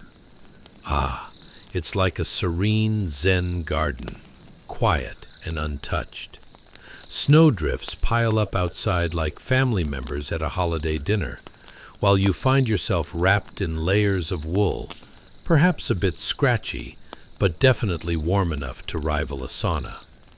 Amidst the cacophony of the storm, you can hear the comforting hum of the wind, which oscillates between a menacing whistle and a gentle lullaby. Is that the respectful song of the wind, or just the howl of some wayward raccoon, you wonder, half asleep already? Let's take a moment to appreciate the craftsmanship of these shelters. Built from the most robust materials around, think sturdy wooden beams and a roof made of hides. Each home was strategically designed to endure even the wildest storms. A traditional fireplace crackles in the corner, sending tendrils of warmth that wrap around you like a loving hug from Grandma, who definitely fed you one too many cookies before bed, but you secretly loved it. Now, let's talk about the snow. Pretty to look at, but mixed with that biting cold, it feels like tiny ice cubes are taking turns spiking your shins.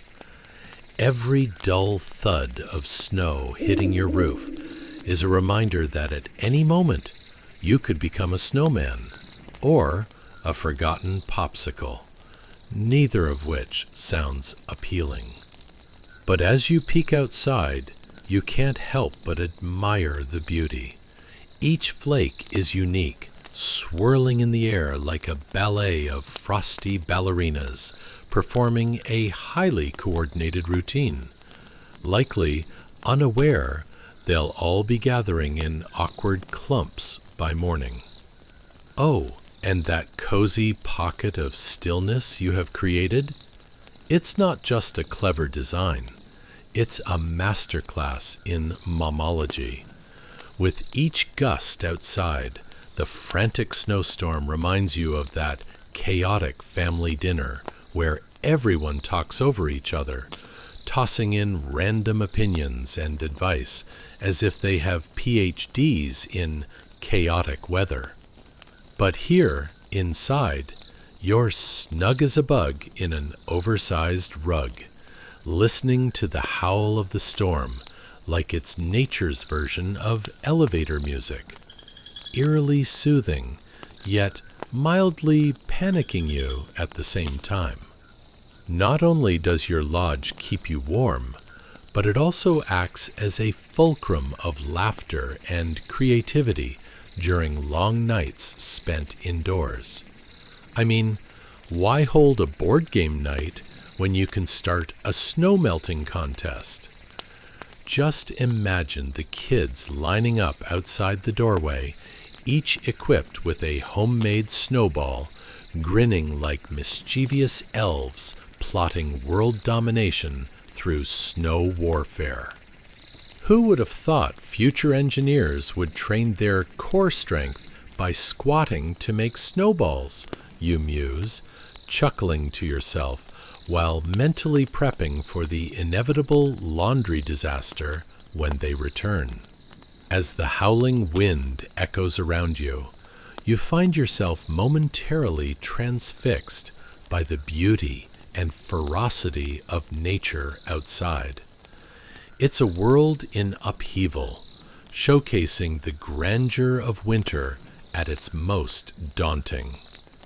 This flurry of white chaos outside, a stark reminder of what you're up against, creates an urgency to appreciate each woolen layer you sport, as if it were the finest piece of haute couture. Ah, but therein lies the humor of it all. Wrapped in layers, cozy as a burrito, while the world outside plays an ice-cold game of dodgeball. Life, my friends, is a balancing act between coziness and the cringeworthy cold out there. And who knew an ingenious cone-shaped shelter could turn the icy tempest into mere background music as you snooze away in warmth? So, let's take a moment to sip our imaginary hot cocoa, slather on some self-made marshmallows, and embrace the hilarity of the human experience. Your cozy abode may be built against nature's fury, but rest assured, adventure is simmering, whether that be in the form of family disputes over who's hogging the warmest blanket, or the impromptu competition to see who can build the tallest snowman outside come morning. As the storm continues to rage, you drift off, surrounded by laughter within and snowdrifts without, embarking on a night where cozy dreams meet the whimsy of survival. Sweet dreams, witty warriors of the winter. Chapter 14. Engineering a Snowy Haven. Hey guys, tonight we're plunging into a frozen wonderland that's more daunting than facing your relatives at a holiday gathering. Imagine, if you will, being swallowed by snowflakes thicker than your aunt's fruitcake, while your home stands stoically, defying the elements like a stubborn toddler refusing to share their favorite toy. Yes, we're diving head first into the whimsical world of indigenous engineering on the Great Plains from 1750 to 1850 AD, where the snow falls with all the grace of a hippo in a ballet class, clumsy yet oddly spectacular. Before we cozy into this hilariously absurd tale, don't forget to like and subscribe if you're tickled by the outrageously creative survival strategies of yore. Only if you truly enjoy it, of course. We appreciate the clicks, but wouldn't want anyone to feel pressured. Now, I invite you to dim your lights, put on your fan, and wrap a blanket around yourself tighter than those layers of wool folks wore back in the day. Let me ask you this. Ever tried digging your car out from 6 feet of snow and realized you've unwittingly signed up for a full-body workout? Or experienced those moments when you thought, surely I can survive one more winter without buying a proper snow shovel, right before almost getting buried alive in an avalanche of snow? And what about your loving family members, each wrapped in blankets, bickering over who controls the television remote, while outside the weather demands your full attention? Congratulations! You've just woken up in 1825, ensconced in a marvelous, cone-shaped abode that's standing proud against the snowy onslaught like a Renaissance sculpture amidst modern graffiti. While the snow dances down from the gray sky, It mysteriously slides off your hide-covered roof instead of piling up, because, surprise, the geometry of this remarkable shelter is the engineering marvel you never knew you needed. Amidst the swirling chaos of the winter storm, your home stands steadfast, drawing on a design that even the architects of yore would applaud. Picture the conical shape of your shelter, a natural aerodynamic wonder. It's like your house has taken notes from the best design classes on Earth, maintaining itself with the ease of a seasoned barista frothing milk for a cappuccino, while you remain blissfully oblivious. As the snow cascades like an excited toddler releasing confetti at a birthday party, the collected weight never looms as a threat against your domicile. Beneath this clever roof, it's cozy and serene, a stark contrast to the white clouds swirling outside, making the world seem more like a chaotic snow globe.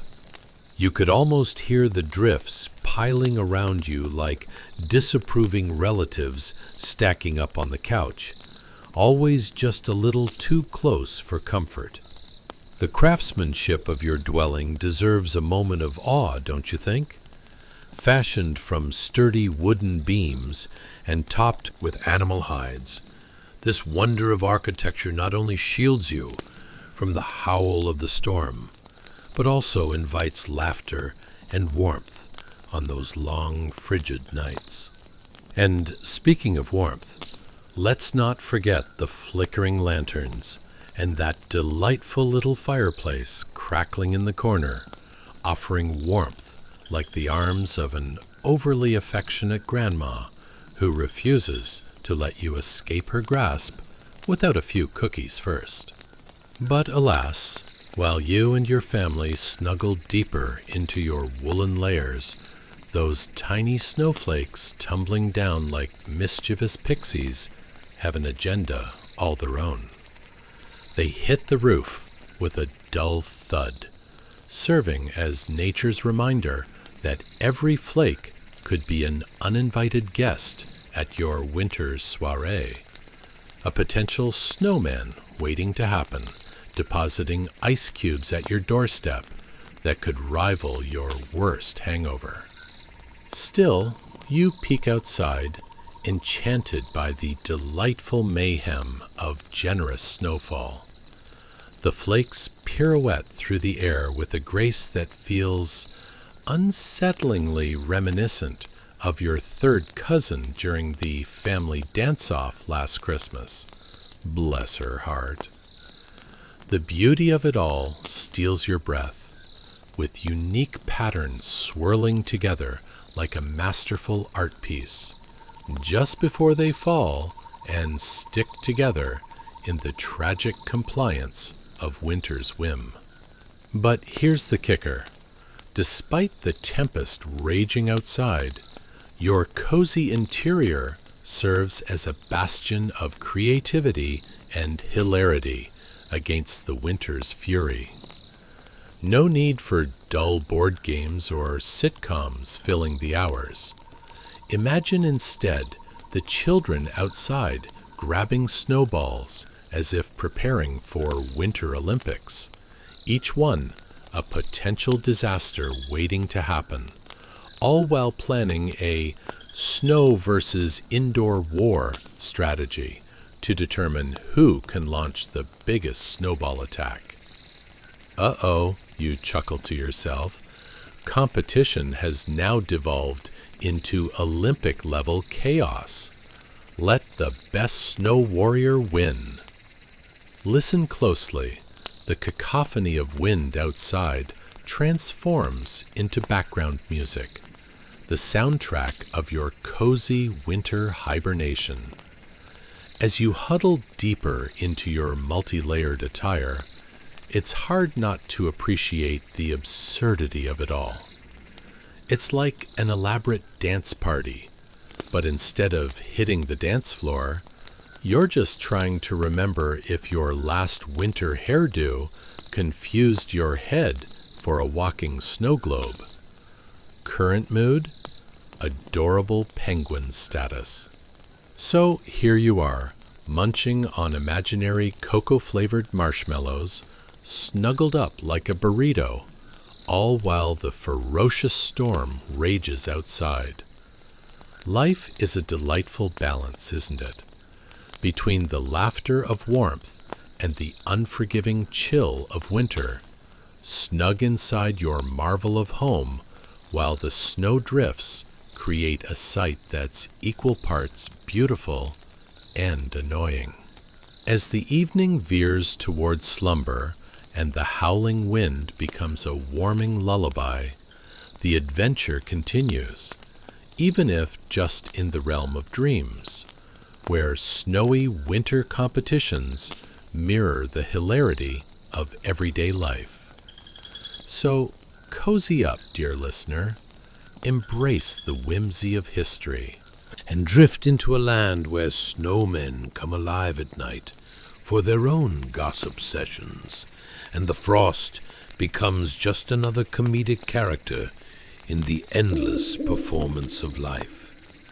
Sweet dreams to you, winter warriors. Chapter 15. Hide and Seek with the Snow. Welcome back, brave snow warriors, as you nestle deeper into your comfy layers, whether those are blankets, your partner's old sweatshirt, or perhaps a mishmash of all the garments hiding at the bottom of your dresser. It's time to dive into another delightful escapade. Picture a scene where practicality meets an impressive sense of style, like a cat wearing a tuxedo while simultaneously tripping over its own paws.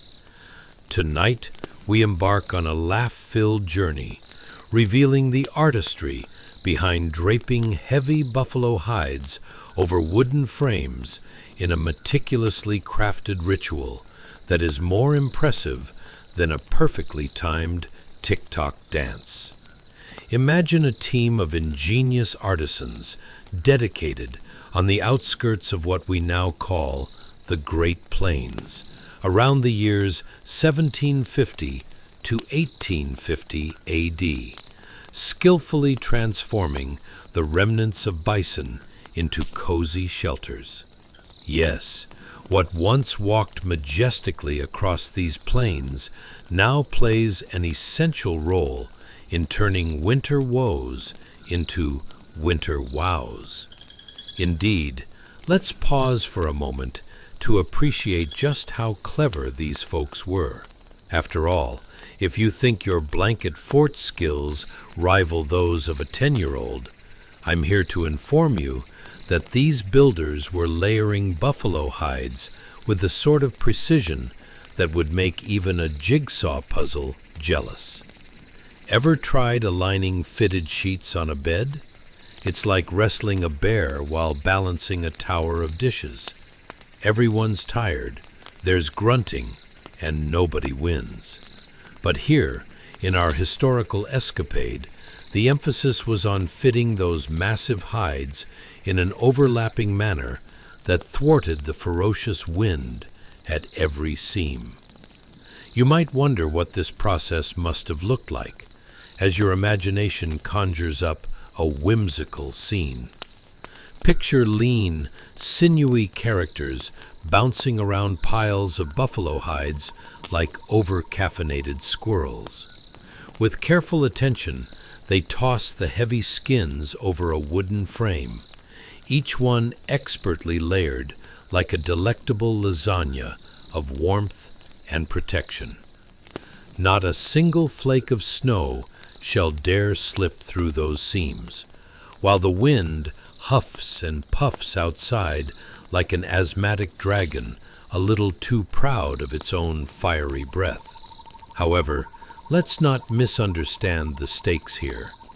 Life wasn't as simple as tossing a couple of hides over your buddy's lawn chair and calling it a day. Each seam needed to flow just so, allowing the wind to glide over them, rather than snatch at any unfortunate crevices.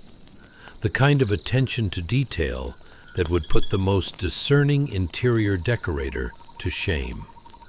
Imagine hunting for the perfect throw pillow without realizing you're about to be up against a winter storm.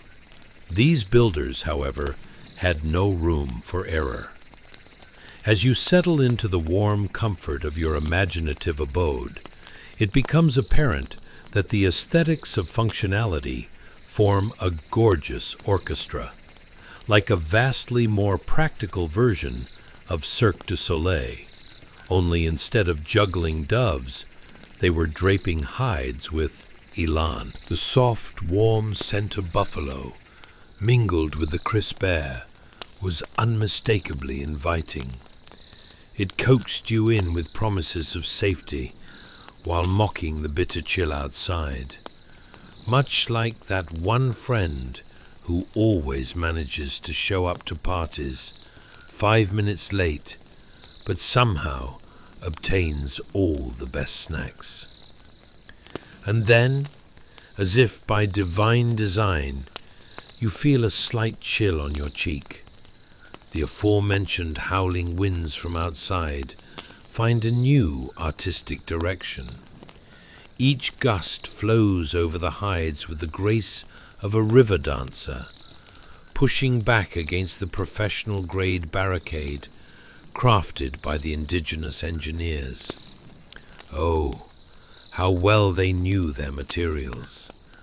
Like a watercolor artist perfecting their palette, each buffalo hide, heavy and warm, interacted harmoniously within the constraints of its structure.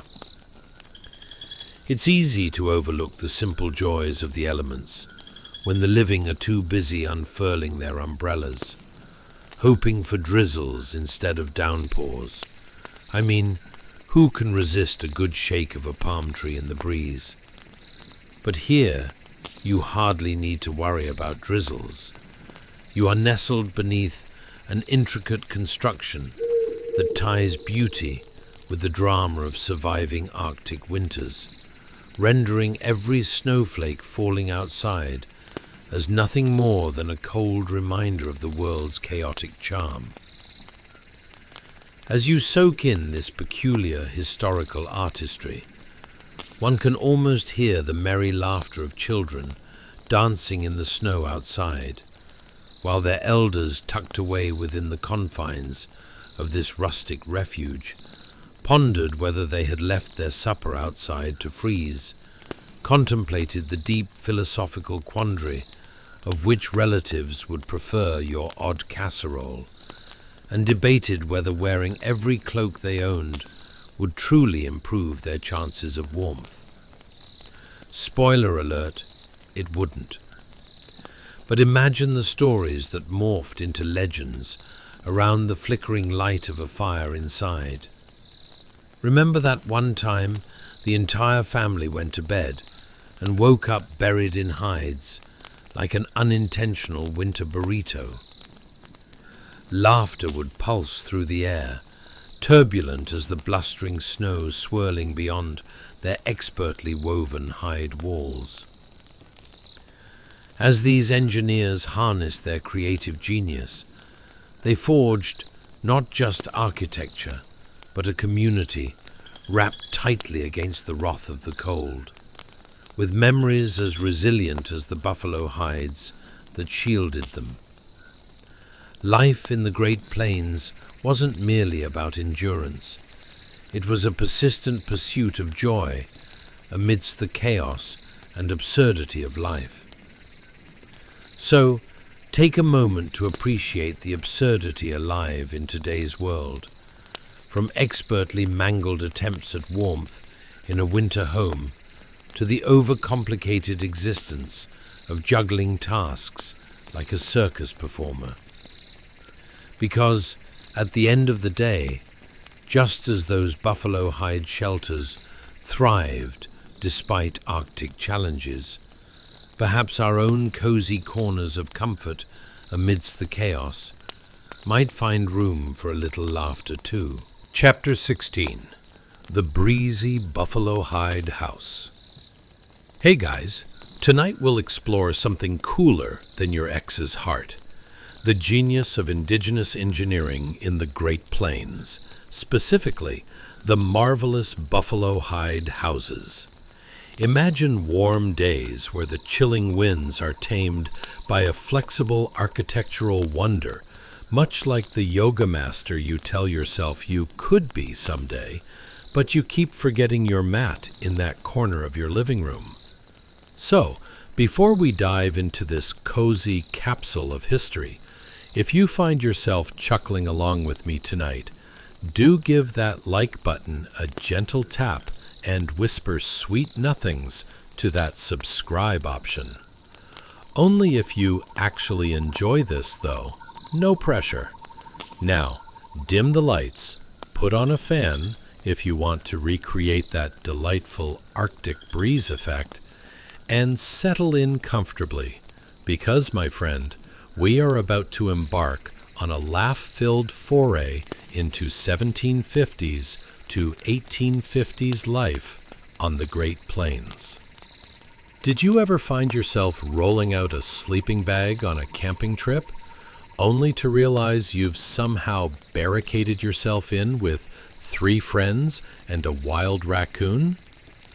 How about that stage of maneuvering through your own kitchen in the dead of night, armed with minimal light to avoid stubbing your toe?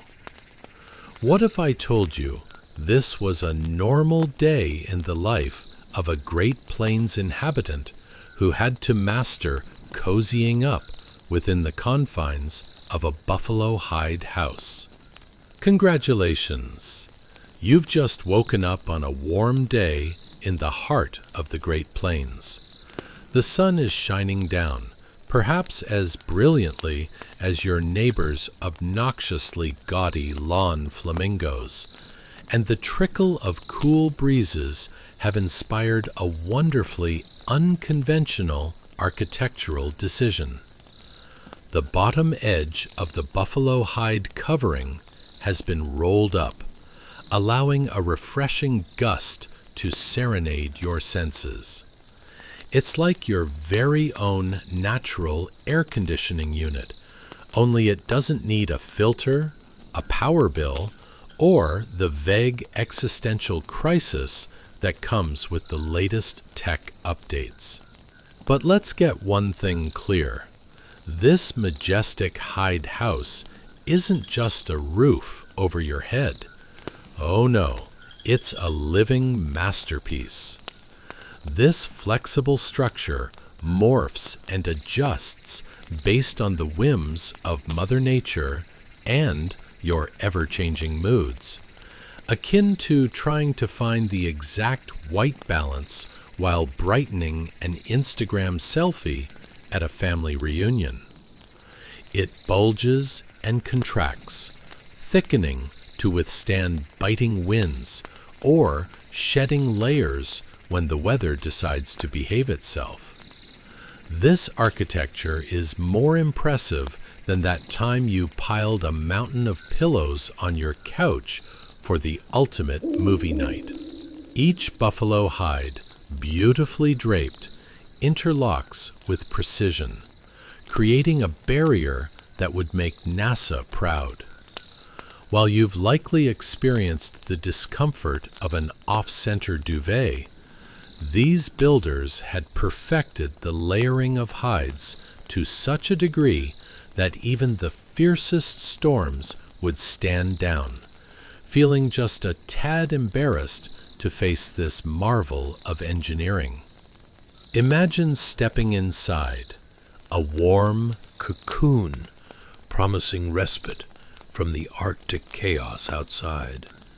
The aroma of freshly buffed bison mingles with the shadows of laughter and camaraderie. Sounds perfect, right? But let's not kid ourselves. Everything comes at a cost. A buffalo hide house required tenacity and a good deal of elbow grease. It was a full team effort involving skill sets that perfectly unrolled along the lines of organization, dexterity, and perhaps an uncanny ability to dodge thumb injuries. As you breathe deeply, you can almost hear those artisans strategizing like builders of a non-existent high-stakes competition. All right, who can throw the hides over the frame without getting caught in the flaps? Bonus points for style and agility. Just picture it, a cluster of nimble figures bouncing around like overly elasticized bunnies, their competitive spirit cranked up higher than your aunt's interest in your dating life. Ah, but the level of sophistication didn't stop at achieving that all-important air circulation. Oh no, as per usual, there's always one overachiever in the group, ready to take things to the next level.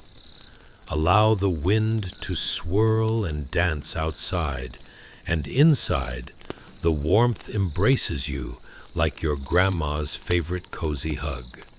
These ingeniously crafted homes were layered not just for warmth, but with a keen sense of aesthetics, like a bison-themed Pinterest board come to life. Indeed, the buffalo hide house was not only a refuge from the harsh realities of winter, but a canvas, a theatrical stage where stories unfolded. Families would gather around firesides, spinning tales doused in nostalgia and occasional hints of dramatic flair. Perhaps someone would declare, "Do you remember that time Grandma nearly set her hair on fire trying to toast that supersized marshmallow?" Laughter would erupt, harmonizing beautifully with the crackling fire, a melody of joy that savored the absurdity of life, much like we enjoy those tiny orange cheese puff snacks that mysteriously appear at every gathering, no matter how inappropriate they seem. So as the sun sets on another glorious day, and that delicious fresh breeze dances playfully through the edges of your buffalo hide home, remember that the heart beneath all this grandeur is community, creativity, and a shared laughter, stemming from the simple joy of warmth and togetherness. Just as their buffalo hides beautifully embraced the chaos of the weather outside, let us find laughter in the little absurdities within our own lives, like tripping over the family pet after turning off the light. Simply put, amidst the winter whirlwinds and wild tales, a warm heart and a hearty laugh were the only essentials needed, not just for survival, but for crafting a life remarkably rich in color and chaos. So hail to the buffalo hide house, the ultimate structure of comfort and whimsy. Chapter 17. The Frosty Fortress of the Great Plains. Hey guys, tonight we plunge deeper into the heart of the icy wilderness, where a magnificent creature roams like a fluffy tank.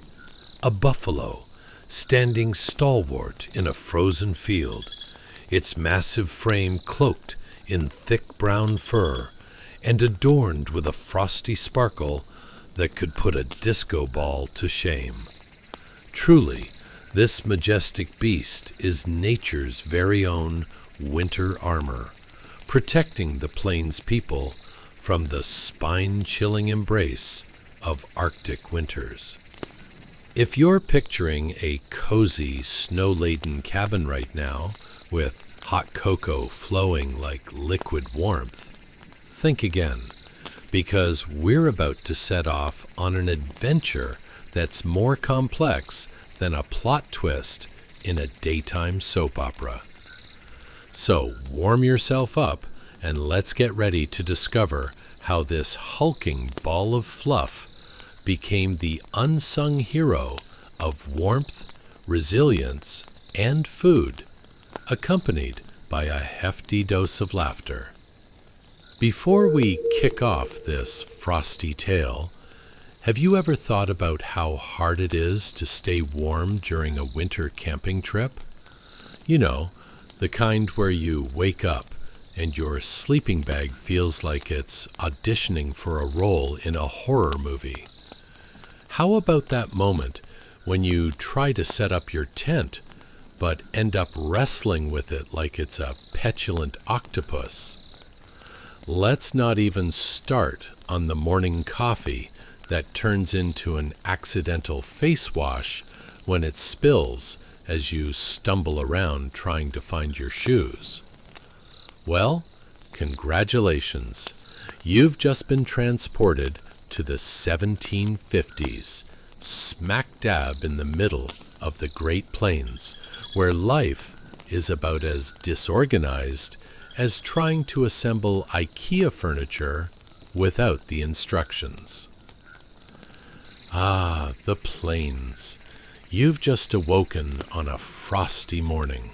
A beautiful sight, but your toes are basically icicles in protest. And standing in the distance, like a frozen king overseeing his chilly domain, is the buffalo. This not-so-gentle giant is a feast and a fortress rolled into one. And if Mother Nature is on the attack, then buffalo hides are your shield. Can you imagine an army of buffalo mystically marching around, serving as protective gear and dinner all at once? It's a multitasking miracle that would make even the most ambitious modern-day influencer green with envy. So there you are, snuggled in your buffalo hide house after a cozy communal evening filled with storytelling, probably discussing that time Uncle Joe tried to ride a buffalo because he thought it would impress the ladies. Spoiler alert, it didn't go well. But now you slip into the chilly morning as the sun peeks over the horizon like an over-caffeinated barista, ready for its day. That's the moment you notice the magnificent buffalo, just standing there, flicking snowflakes off its back like it's some kind of boisterous snowman ready to party. Every inch of that buffalo is a gift from nature, a source of warmth that can't be beaten, even by those fancy electric blankets you tell yourself are a solid investment. Imagine crafting your own clothes from those Shimmering hides, as warm and comforting as a sibling hug, but without the awkward, "what's that smell?" vibe. Each piece of the hide is durable and flexible, allowing for all the hustle and bustle of prairie life. You can hear your neighbors cheerfully arguing about the best way to fashion a parka, or clumsily stumbling through your own attempts at hide making. Ever tried sewing with frozen fingers? It's like threading pasta while riding a roller coaster. Almost impossible and definitely absurd. But back to our buffalo. This beast isn't just an MVP for warmth. It's also the ultimate snack bar on legs. From savory roasted meat to tongue-warming stews, it's like living in a never-ending buffet where no one ever complains about portion sizes. Just think, when someone grumbles about, "What's for dinner?" you can cheerfully reply, "Well, there's a hefty buffalo outside, so let's get cracking." Or is that a euphemism for a buffet we can't break into? Now let's paint the scene in your head with richer strokes of absurdity. Picture yourself attempting to tame frozen chunks of meat with icy hands, resembling a sad version of Edward Scissorhands, weaving an intricate tapestry of beef jerky. Are you going to experience the thrill of bison cuisine, or just the failure of an amateur butcher with numbed fingers? Either way, laughter is guaranteed. And isn't that the prairie way? And speaking of ways, the Plains people mastered the art of communal living, sharing not just food, but also a ridiculous plethora of laughter. Imagine evenings where you recount the time your friend lost a bet and wore a buffalo hide as a cloak, strutting around like the latest fashion icon, completely unaware of the jokes being told behind their back. It's the stuff of legends and fantastic storytelling fodder. But let's be honest, amidst all the warmth and laughter, those buffalo hides do more than keep the cold at bay. They embrace the chaos of life, reminding us to appreciate the small things, like a warm meal shared among friends, or the joy of laughing at someone else's buffalo-inspired antics. So, as the wind howls outside your cozy buffalo hide house, remember that sometimes all you need to stand tall against the bitter cold is a bit of good humor, a sense of community, or simply a massive, fluffy animal to keep the winter chill from creeping in. You know what they say, a belly full of buffalo and a heart full of laughs can conquer any frigid winter day. Chapter 18. The Buffalo Blanket Conundrum. Hey guys, tonight prepare for a frosty escapade, even chillier than your last family reunion, where ice sculpting contests turned into icicles of awkward silence. We're diving into the world of the indigenous peoples of the Great Plains, specifically the ingenious ways they harnessed the warmth of an animal that looks like Mother Nature's oversized comforter, the buffalo. But before we get knee-deep in snowflakes and fur, let's give a shout-out to those contemporary dilemmas that make us all chuckle in exasperation. Ever tried to keep your house cozy in winter without accidentally converting it into a walk-in freezer? What's the deal with heating bills that could fund a small country?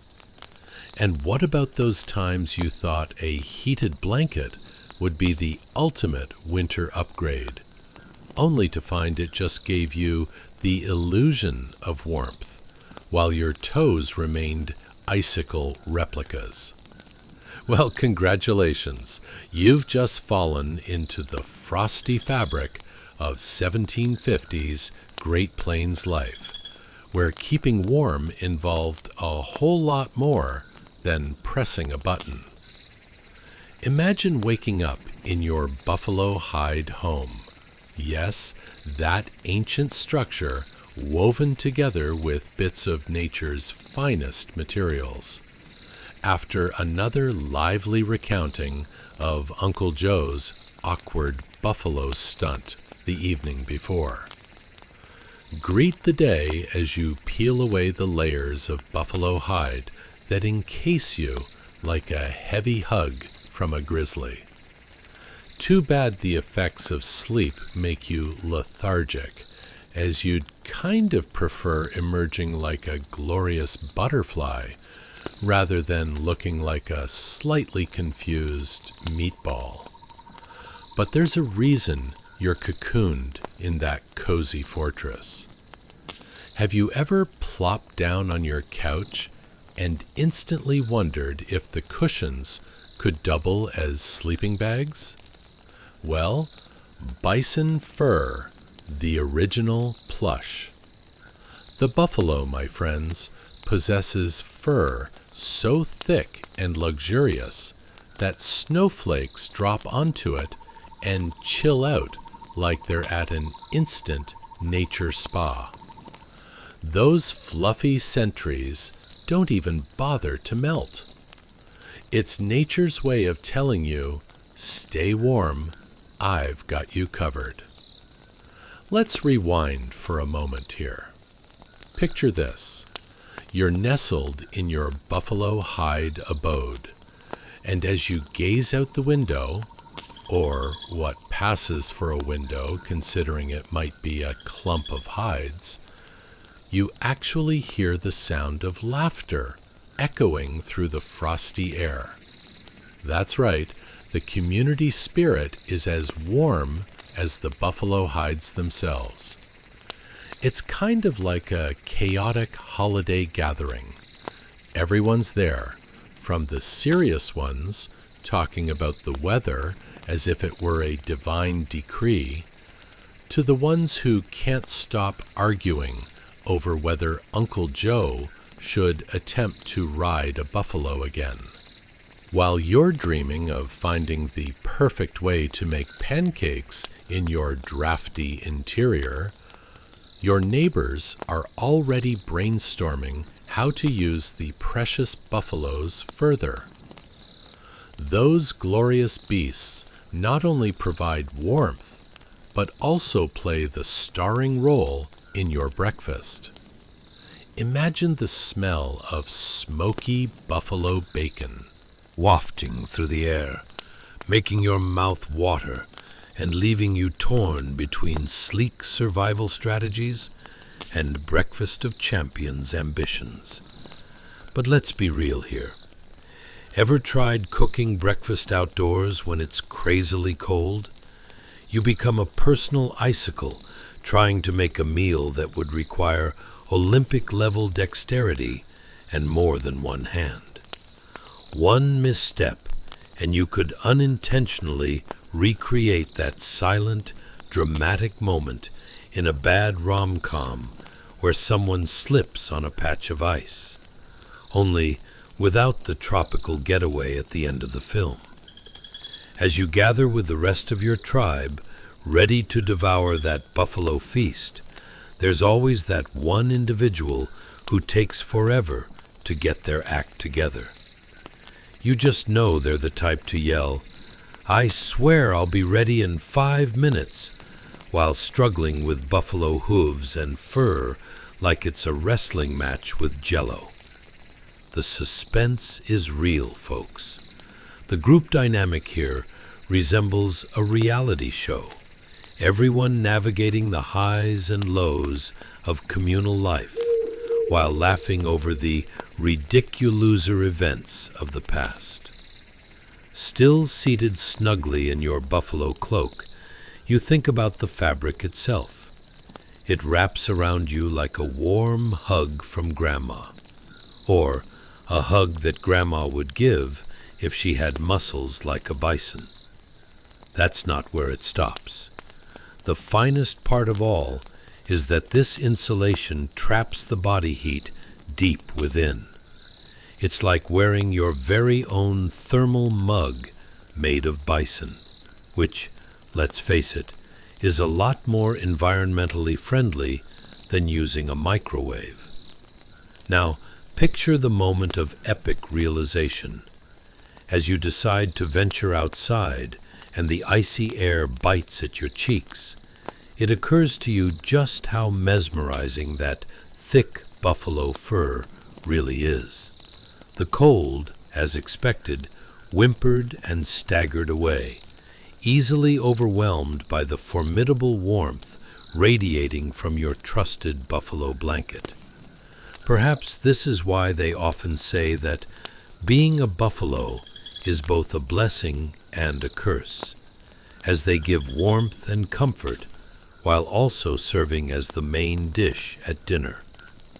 As the wind howls outside, you feel a peculiar sense of solidarity with those massive, fluffy animals.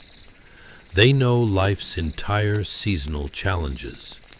In this frozen valley, layered with laughter, camaraderie, and some brilliantly absurd moments, outsmarting an Arctic wind is simply a matter of warm buffalo hides, slapstick routines, and plates overflowing with food. So, the next time you find yourself bundled up at home trying to survive the harshness of winter, just remember, there's an entire community of indigenous buffalo-hugging ancestors who've got your back. Because the surest way to conquer winter isn't via fancy tech or linens. It's through shared laughter, delicious feasts, and the wisdom of one very fluffy animal. And if Uncle Joe has anything up his sleeve, you can bet we've turned the chilly calamities of winter into a tapestry of hilariously cozy memories. Chapter 19. A Stitch in Time. Bagging the Buffaloes. Hey guys, tonight we're about to venture into a world where the needles are larger than your morning coffee cup, and the leather is tougher than your uncle's old work boots. Welcome to the days of buffalo hide craftsmanship. Get ready to embrace an era when sewing was a legitimate Olympic sport, and your biggest worry was the weather, or accidentally jabbing yourself in the finger during an intense session of stitching. Now, before we embark on this ancient crafting extravaganza, let's take a moment to reflect on our own lives. Ever tried to assemble IKEA furniture with nothing but a vague set of instructions and a tool you have no idea how to use? What's up with those extra screws? It's like they're just there for moral support. Or how about the joys of online shopping when that luscious faux fur blanket arouses your desires, only to arrive at your doorstep looking like a peel-off mask stuck in the before phase? Well, hold on to your tools, because this is going to be a much more satisfying and crucial stitching experience. So, dim those lights, find your comfiest spot, and let the soothing sounds of my voice guide you back to the Great Plains, where you've just woken up in 1785. Congratulations! You're now part of a community that thrives amid snow and buffalo, where the art of sewing isn't just a hobby, it's practically a survival skill. The morning sun breaks through the chill of dawn, casting a warm glow over the landscape, and you can hear the hum of women gathered, their laughter swirling like the last traces of winter wind. Before you, large needles glint in the sunlight as if they're vying for attention in a blacksmith's forge. The women, all skilled artisans, are in the process of stitching together buffalo hides, creating vast thermal shields that would make modern synthetic materials weep with envy. The sheer craftsmanship of these hardy ladies tops the list of the coolest things you didn't know you needed to appreciate. Imagine standing among them, feeling the rough yet familiar texture of buffalo hide beneath your fingertips, which now have an unexpected talent for threading needles with the precision of a hawk swooping down on hapless prey. As you deftly maneuver the needle through layers of thick leather, it becomes clear that anything less would just be, well, a less effective buffalo shield.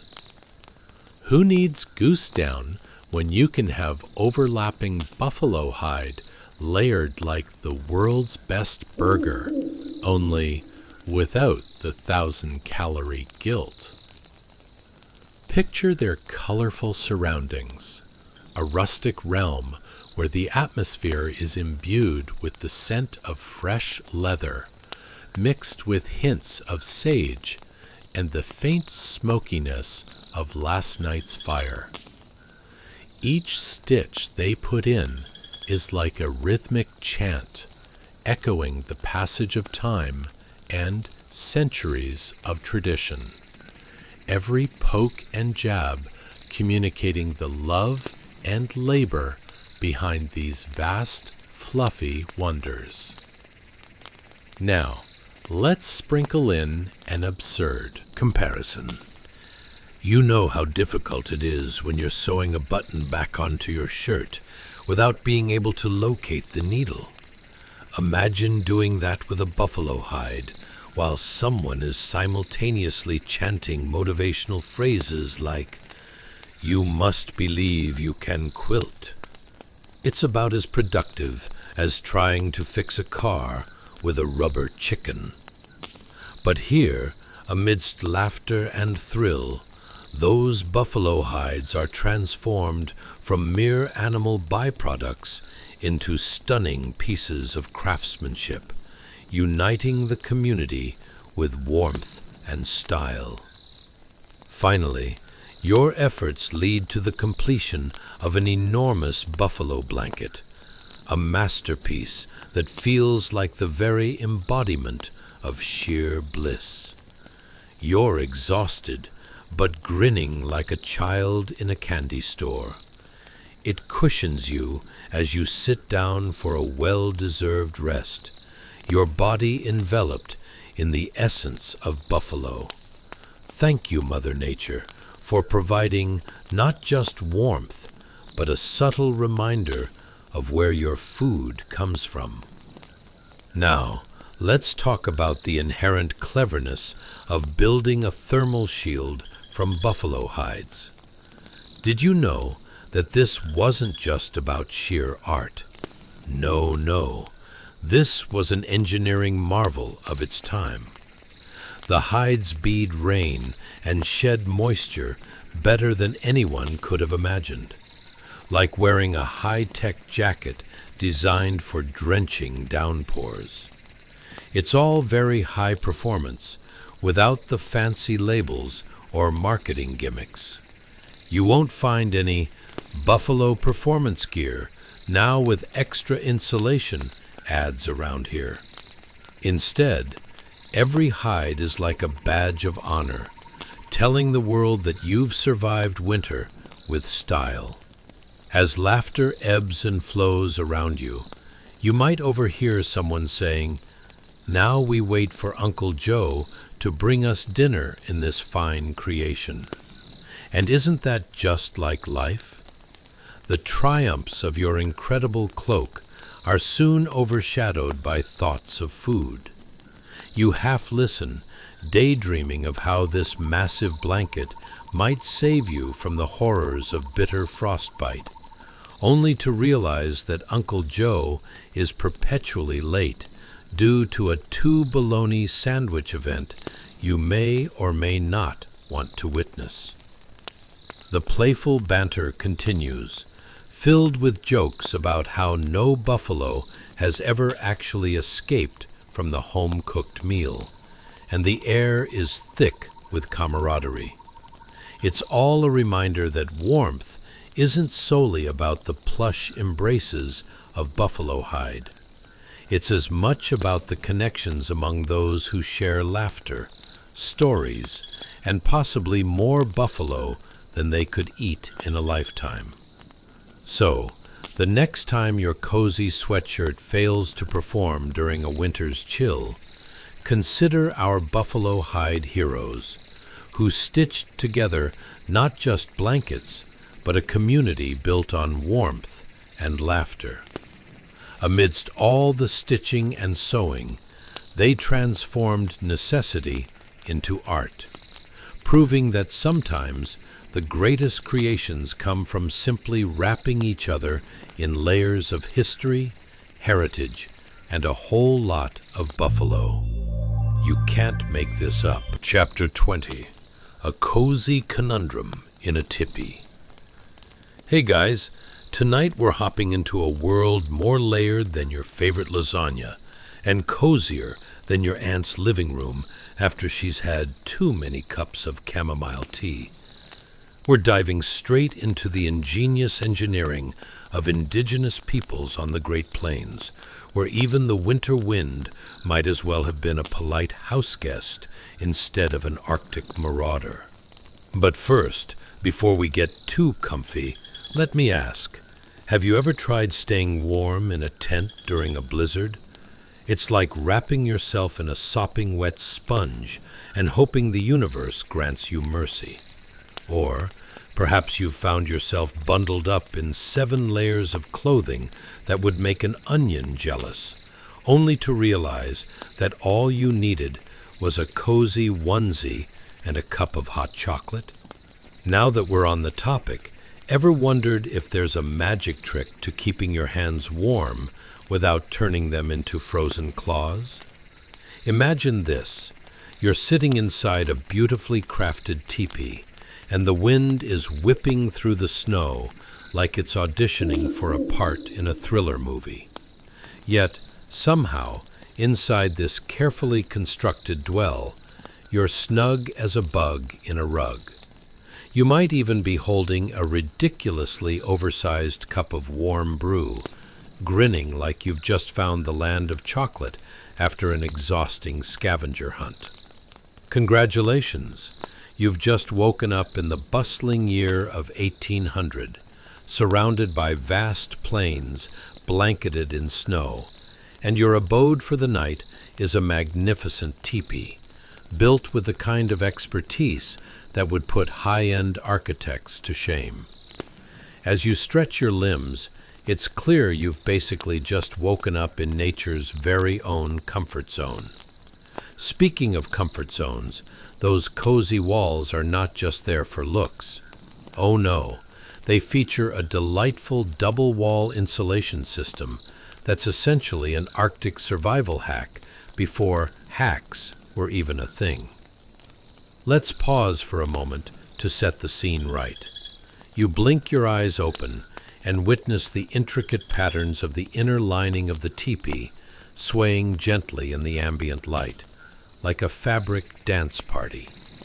This double layer, the savvy engineering marvel native to these peoples, traps a pocket of still air, making the inside feel like a warm spring day, all while the wind outside is throwing a seasonal tantrum like a toddler at nap time. What do you think keeps the teepee toasty? Is it the abundant spirit of teamwork? Is it fairy dust? Nope. This ingenious design functions like that ultra-modern insulation in your aunt's new house that promises to keep your heating bills low while still allowing for the occasional awkward family get-together. It's all about the thermodynamic wonders of layering. Just picture every winter evening you'd be glued to your spot, cozy as a burrito wrapped in a warm tortilla, while the howling wind grumbles like a cinematic villain outside. As you lean back against the thick, soft fabric, the sound of laughter and muted conversation fills your ears like the gentlest lullaby. Beneath the layers, you can almost feel how the materials breathe, adjusting to the temperature like a master yoga instructor effortlessly flowing from pose to pose. Ever tried going through your morning stretching routine at home, only to realize your back doesn't bend that way? This is nothing like that, I assure you. Now, let's talk about outside, where the icy fingers of winter don't play nice. Ever experience that cringe-worthy sensation when you step outside in January? It's like stepping into a medieval icebox, a place where your hopes of having a delightful jaunt are instantly crushed under the slyness of frostbite. You might find yourself questioning your choices. How did I decide that a single layer of sweatpants was enough today?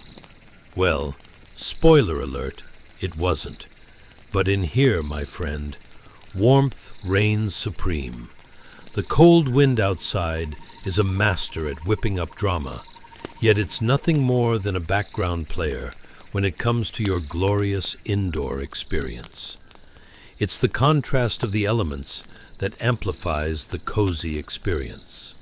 Maybe it's a little like the difference between the steamy windows of a cozy cafe and the frigid sidewalks outside. One offers promise, while the other challenges it like a game of rock, paper, scissors. In the world outside our beautiful teepee, the snow piles up in layers thick enough to make even a modern snowman envious. But you, my friend, are tucked away like the last remaining cupcake in a box, safe, warm, and just awaiting the right moment to shine. The air is filled with stories, laughter, and the delightful aroma of something unspeakably delicious bubbling away on the fire, mixing with the smoke and snow outside like an earthy cologne only Mother Nature could conjure. And as the hours pass, the chilling wind may bellow and whine, but in here, you're the host of your own evening gala. Isn't it fascinating? This simple double-wall system isn't just an insulating method, but a testament to the cleverness of human ingenuity, facing threats from Mother Nature's icy breath. You can truly appreciate that while your modern friends are heating up their apartments with complicated thermostat settings, you've just simplified your life by building a cozy fortress covered in hides. You see, life isn't just about comfort, but also about ingeniously outsmarting the elements while laughing at their feeble attempts to chill your vibe. So, as you cozy up and embrace the warmth of your surrounding walls, consider the wonder of sweet, sweet insulation. You can't make this up. Chapter 21. Smoke Signals of Ingenious Insulation. Hey there, cozy travelers! Tonight we're venturing into the fascinating world of indigenous engineering, where the tips of ingenuity reach new heights, quite literally. We'll find ourselves in a beautifully crafted teepee, a haven of warmth amidst the ridiculous chill of the Great Plains. It's almost like stepping into your grandma's living room, but smaller and with far fewer cat hairs, if we're being honest. Picture this. You're nestled inside a snug teepee where the wind howls outside like it's auditioning for the role of a dramatic villain in the next big blockbuster. But fear not. Those gusts may have dreams of frostbite, but you are blissfully unaware of their antics. Why? Because the clever design of your temporary abode is working its magic better than any heated blanket you could find in a store. But let's take a moment to ponder some delightful questions. Have you ever wondered why smoke from a fire can feel like a warm embrace while trudging outside makes you contemplate your life's choices? Or have you faced a dilemma about how to engineer a fire that emits delicious scents but doesn't leave you coughing like a sad, tragically awkward walrus? And here's a real knee slapper. Have you ever tried to convince a stubborn cat that it should start using your designated warm spot instead of the delightful pile of freshly laundered clothes? Congratulations, my warm-hearted friend. You've just awakened in the splendid year of 1810, where the chill outside is less romantic winter wonderland and more submission to nature's icy fury. Yet, inside this piece of artful construction, you find yourself wrapped in warmth, cocooned in layers of meaning. It's like an architectural hug. Who knew that was a thing? Let's take a closer look at that fire, shall we? Ever thought about how fire can be less of a cozy companion and more of a rebellious teenager if left unchecked? Fear not. Our indigenous engineers capitalized on the fundamentals of aerodynamics long before it was a trendy topic at brunch. Smoke rises gracefully from the fire at the center of your teepee, winding upward like an athletic ribbon in a competition you never signed up for, through adjustable flaps at the top. These flaps are nothing short of engineering marvels. With a couple of long poles, oddly reminiscent of those flimsy antennas that barely catch a signal down by the river, you can control your indoor weather. Want to pull in some fresh air? Up go the flaps. Want the smoke to zip outside like a kid avoiding chores? Down they go. This isn't just ingenious, it's practically wizardry. If only they'd invented the remote control, too. Imagine flipping a switch to make the smoke disappear faster than Monday mornings. What does the air smell like, you ask? Ah, the captivating aroma of birch and sage wafts lazily about, wrapping around you like a cashmere scarf on a chilly day. With each breath, the delicate smoke dances between the layers of your mind, lulling you into an irresistible tranquility, reminiscent of a dreamy afternoon nap after a sumptuous lunch. But let's dig a little deeper. How does this cozy engineering feel?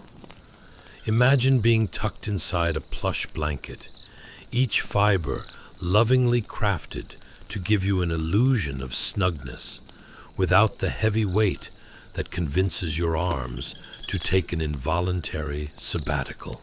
The teepee acts as the perfect vessel for warmth, capturing it at ground level, while outside the winter wind shakes its fists angrily like an over-caffeinated grandparent trying to prove a point.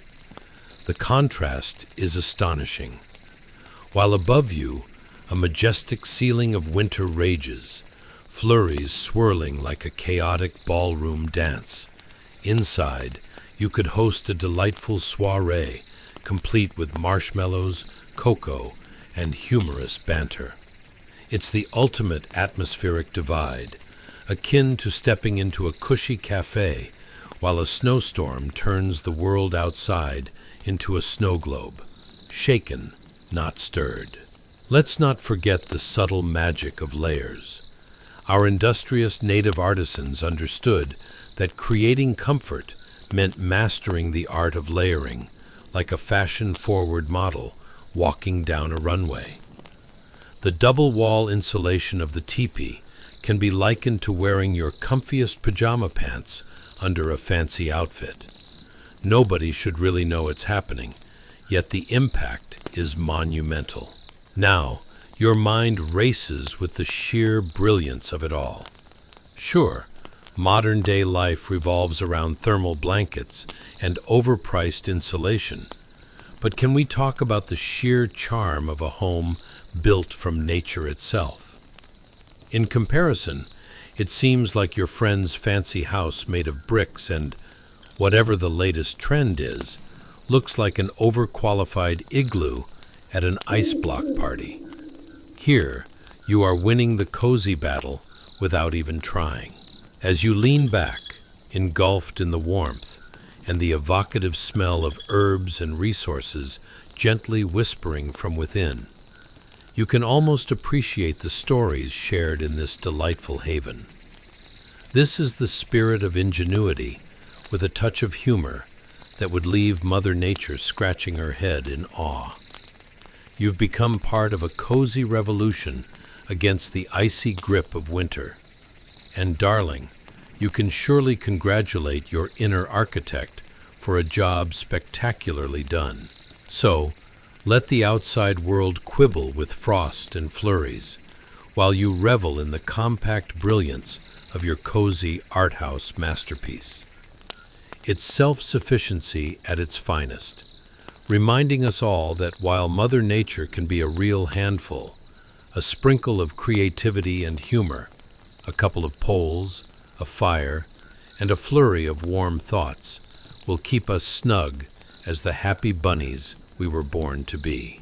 And let's be real, if we could all sleep as soundly as a bear hibernating through winter, the world would be a much more relaxed place. So here we are, in a world where smoke spirals gracefully above your head, and you're wrapped in a feeling of absolute Contentment. Just remember, you can't make this up. Chapter 22. Market Madness in the Heart of Civilization. Hey guys, welcome back to Cozy Corner of History.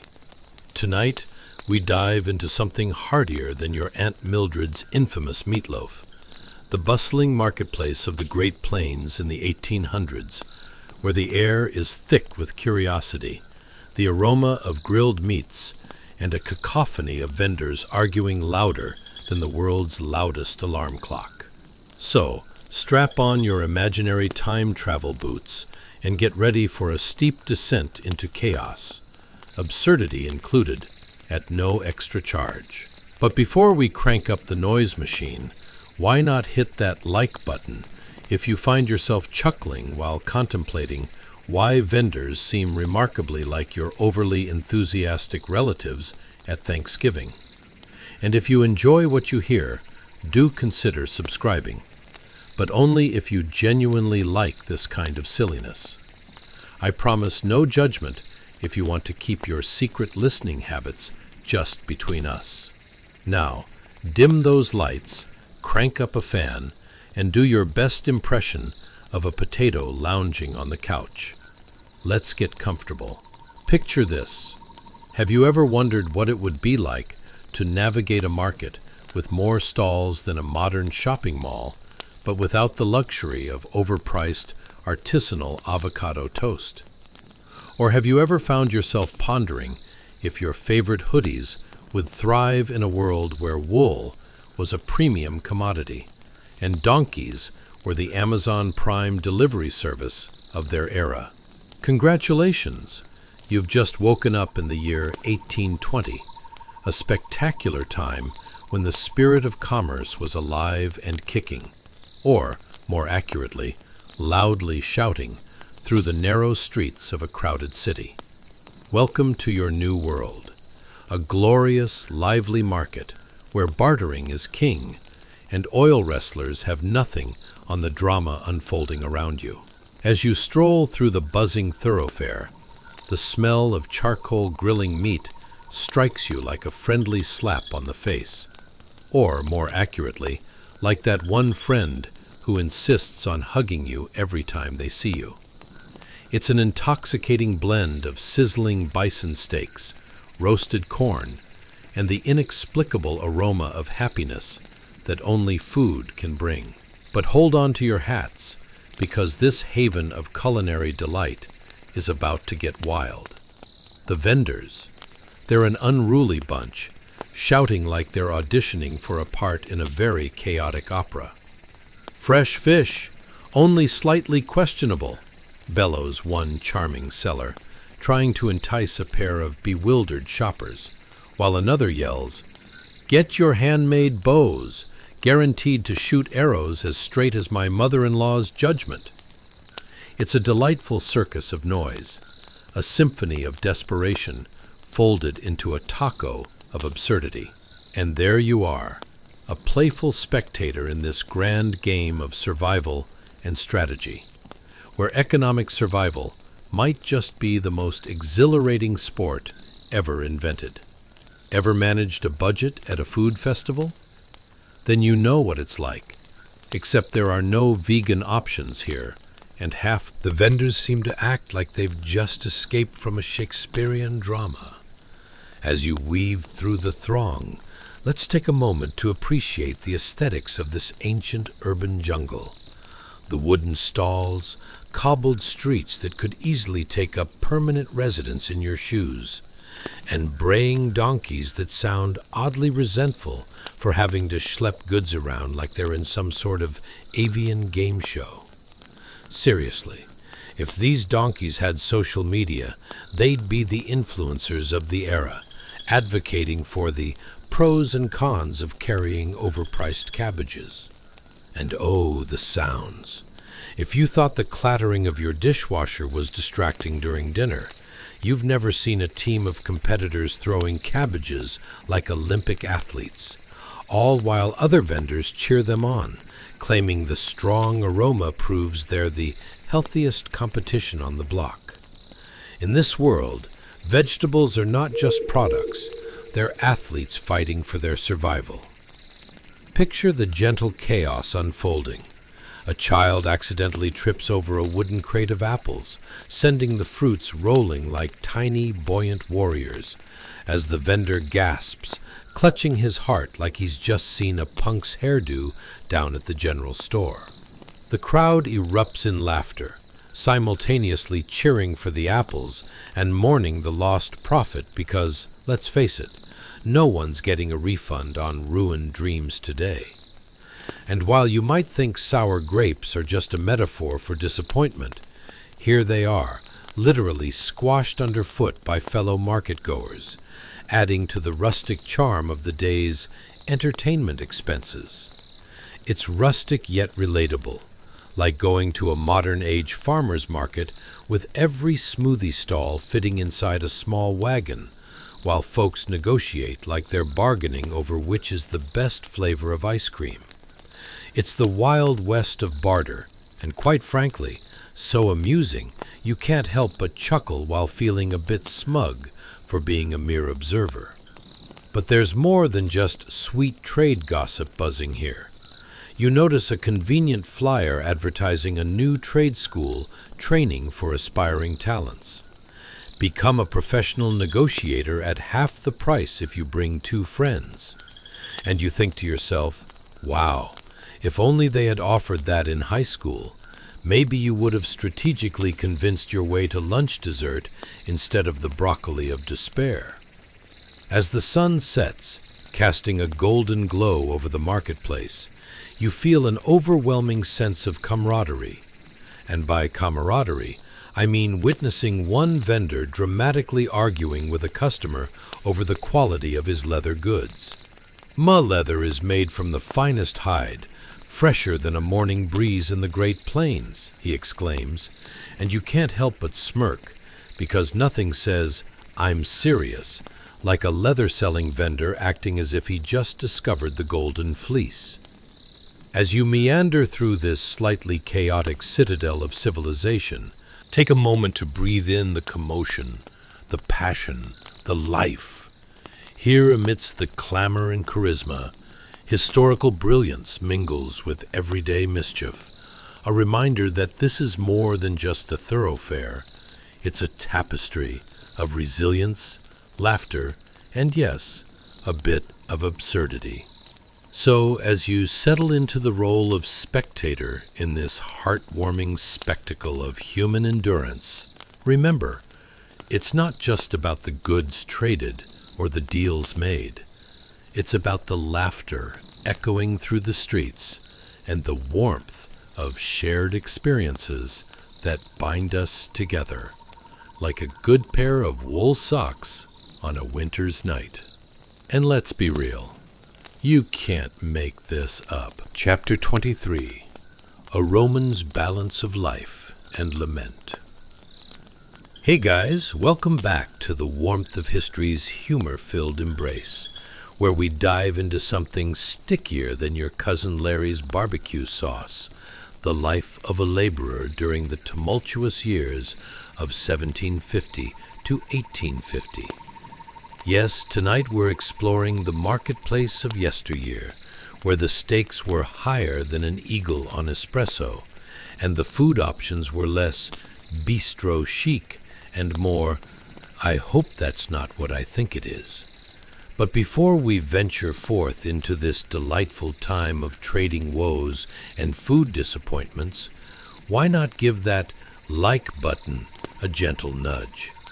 It's a bit like coaxing an uninspired llama out of bed, appreciated and slightly bizarre. If you enjoy our quirky forays into history, consider subscribing, though honestly, no pressure. Maybe you just want to keep your peculiar listening habits a secret. We understand. We're all a little enigmatic here. All right, ready?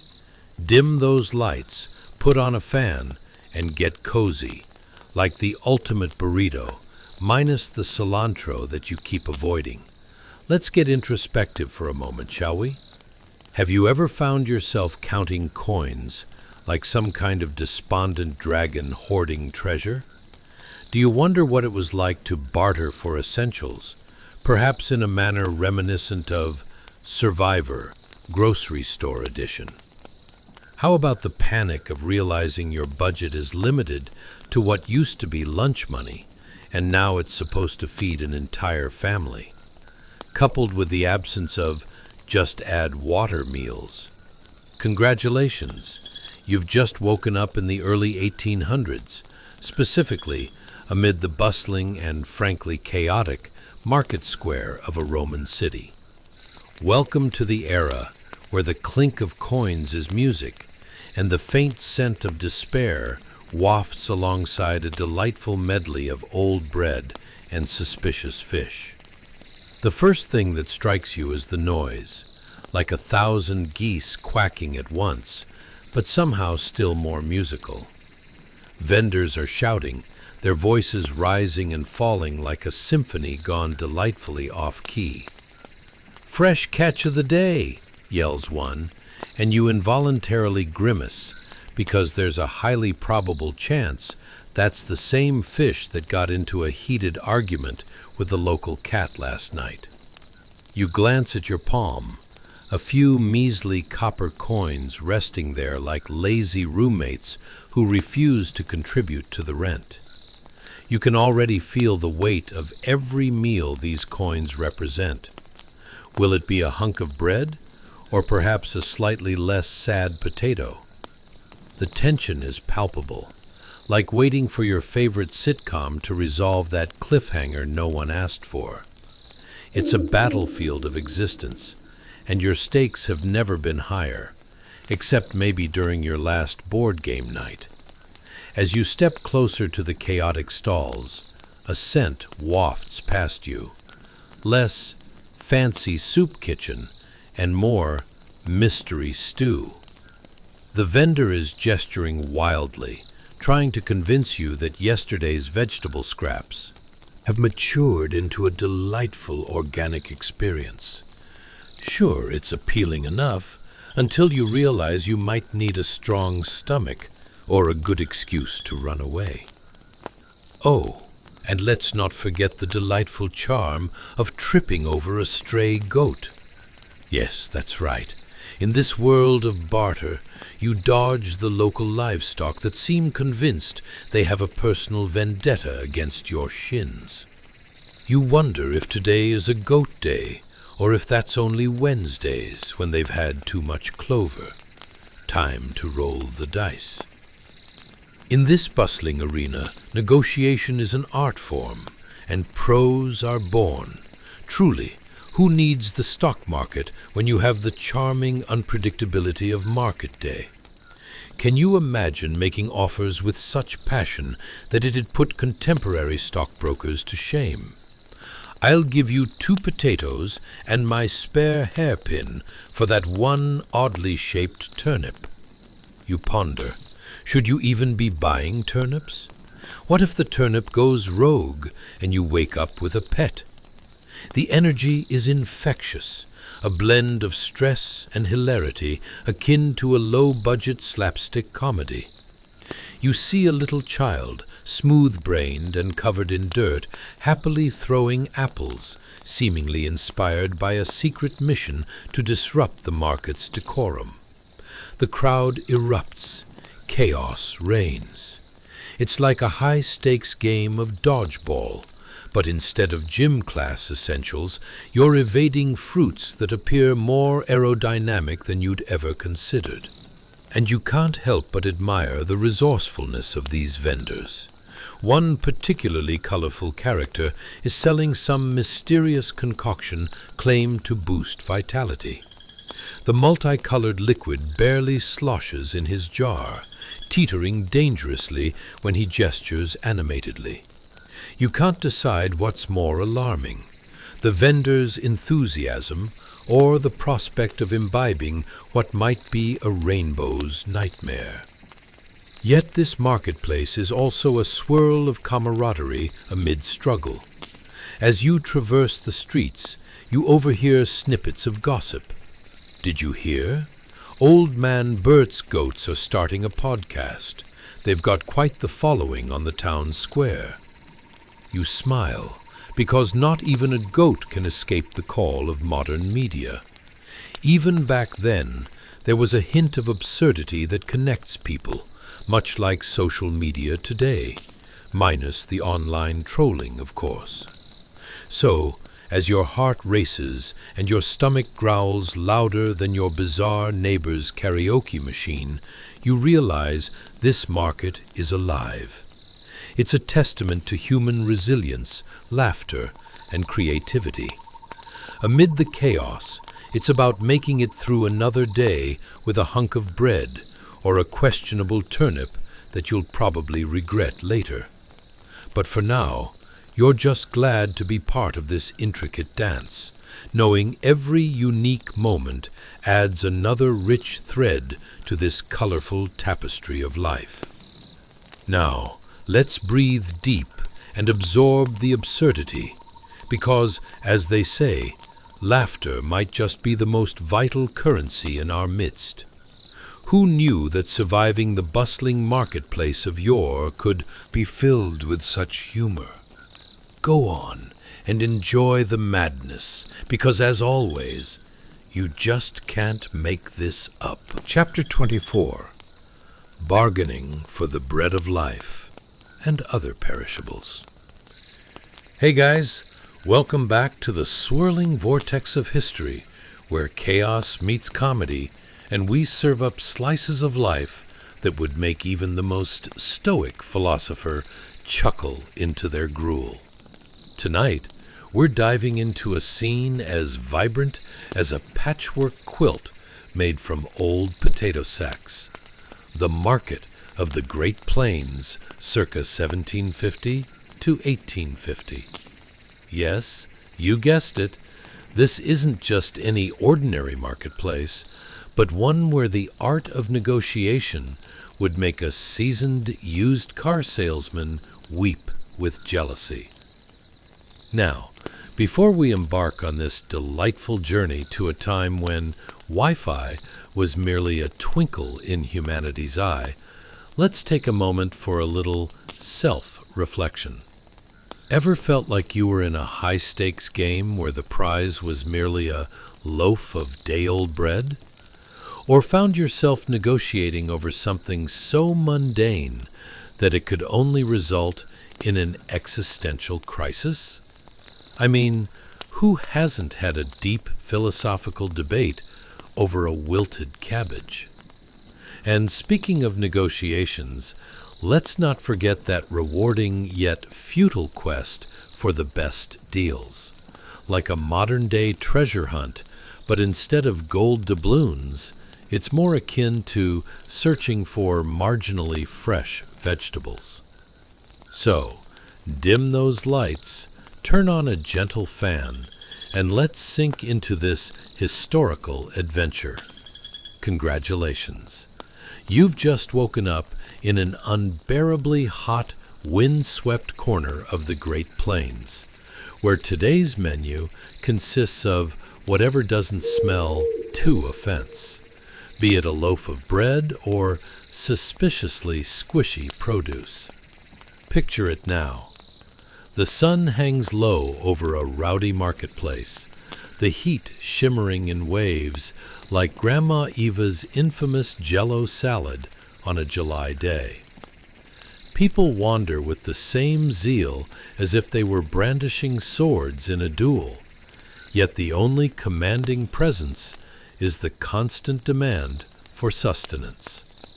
Vendors shout deals louder than an irate rooster at dawn, creating a cacophony that could rival any Saturday morning cartoon. As you enter this pandemonium, your surroundings come alive.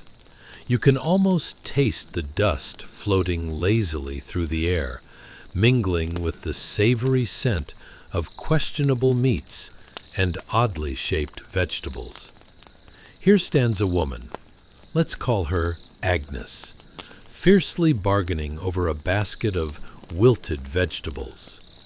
Not just any ordinary vegetables, mind you, but the kind that are more limp than a particularly tired sock. But hey, she's got her heart set on these greens. After all, last week's selection almost gave her scurvy, and she not so fondly remembers how that turned out. Agnes squints at the vendor, her forehead creased in concentration, like she's about to solve a particularly prickly algebra problem under duress. "I'll give you 2 old pennies and a promise that I won't throw a turnip at you for those radishes," she exclaims, wielding her coins like they're the last weapons of defense in an unyielding battle. Vendors around her grin like cats who just spotted a charming laser pointer. They're in their element. This is not just shopping. This is a theatrical performance unfolding in the most absurd way, and Agnes is both the leading lady and fiercely competing against herself. Radishes? Why, those would be a steal at 4 pennies. Or I could also offer you a half loaf of last week's bread, one that can double as a doorstop. The vendor looks genuinely pleased as he attempts to barter. It's like watching 2 squirrels arguing over the same acorn, entertaining and mildly concerning. Every penny saved feels monumental. It's less like paying for food and more like winning a victory in a war against insatiable hunger.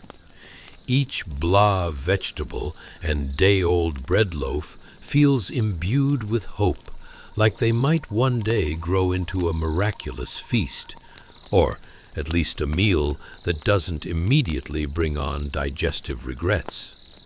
Now, let's take a moment to reflect, shall we? It's like playing a life-sized version of a reality show where budget worries force you to muster your greatest negotiating skills. Who else feels that? The modern equivalent could very well be spotting the last avocado at Whole Foods and calculating what it might cost you to buy a plane ticket or swear off avocados entirely should they rise abruptly to a ludicrous price. Back to Agnes. Having secured her greens, she might trade some gossip with nearby ladies while trying to make sense of the swirling chaos around her. Can you imagine? Did you see Marge's cucumbers? They look like they had a long night out. Laughter drifts through the air, a reminder that the bonds built in adversity can sometimes feel just as significant as any bounty of fresh food. As Agnes continues her negotiations, you notice she's developing a sort of sixth sense about which foods will make it to tomorrow, while the rest get less hopeful looks than a sad-looking potato at a dinner party. She studies each vendor with the care of a hawk sizing up its dinner, her mind racing with calculations that make quantum physics look like child's play. 2 stalks of corn, some slightly less shriveled carrots, and Whatever that strange gourd over there is, she concludes as she nods her head confidently. The air pulses with energy, a mix of laughter, the sound of coins changing hands, and the faint whisper of a breeze carrying the aroma of promising food. Or maybe it's just the ghost of a cabbage long past. It's a vibrant world woven together by both struggle and humor, each transaction a small victory and each day a new drama.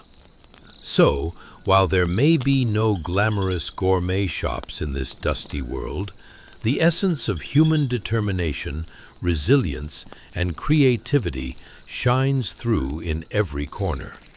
A reminder that even in the dreary corners of existence, armed with nothing but old coins, a smattering of dead vegetables, and a touch of absurdity, laughter and the human spirit shine the brightest. Truly, you can't make this up. Join us next time for another historical adventure, where laughter gets served warmer than the bread. Until then, may your dreams be filled with delightful bargains and a healthy supply of laughter. Chapter 25. A Litter of Luxury and Other Peculiarities. Hey guys, welcome back to the wonderful world of historical absurdity, where we dive into a scene that's less about elegance and more about perplexing privilege. Tonight's tale picks up right where we left off, with a wealthy official dressed in a clean white toga, because nothing says, "I'm better than you," quite like clothing that resembles a giant bedsheet. Now, picture this. You're in the heart of a bustling market. But hold on. Before you dive headfirst into the fresh produce aisle, let's talk about the unsavory scent wafting through the air. You know, the kind that tickles your nose and hangs around longer than a bad date. If you've ever navigated a grocery store with an almost expired section, multiply that pungency by 10, and you've got yourself a snapshot of this market environment. Surprise! We're not just smelling a little decay, we're in for a sensory adventure. But first, a gentle reminder.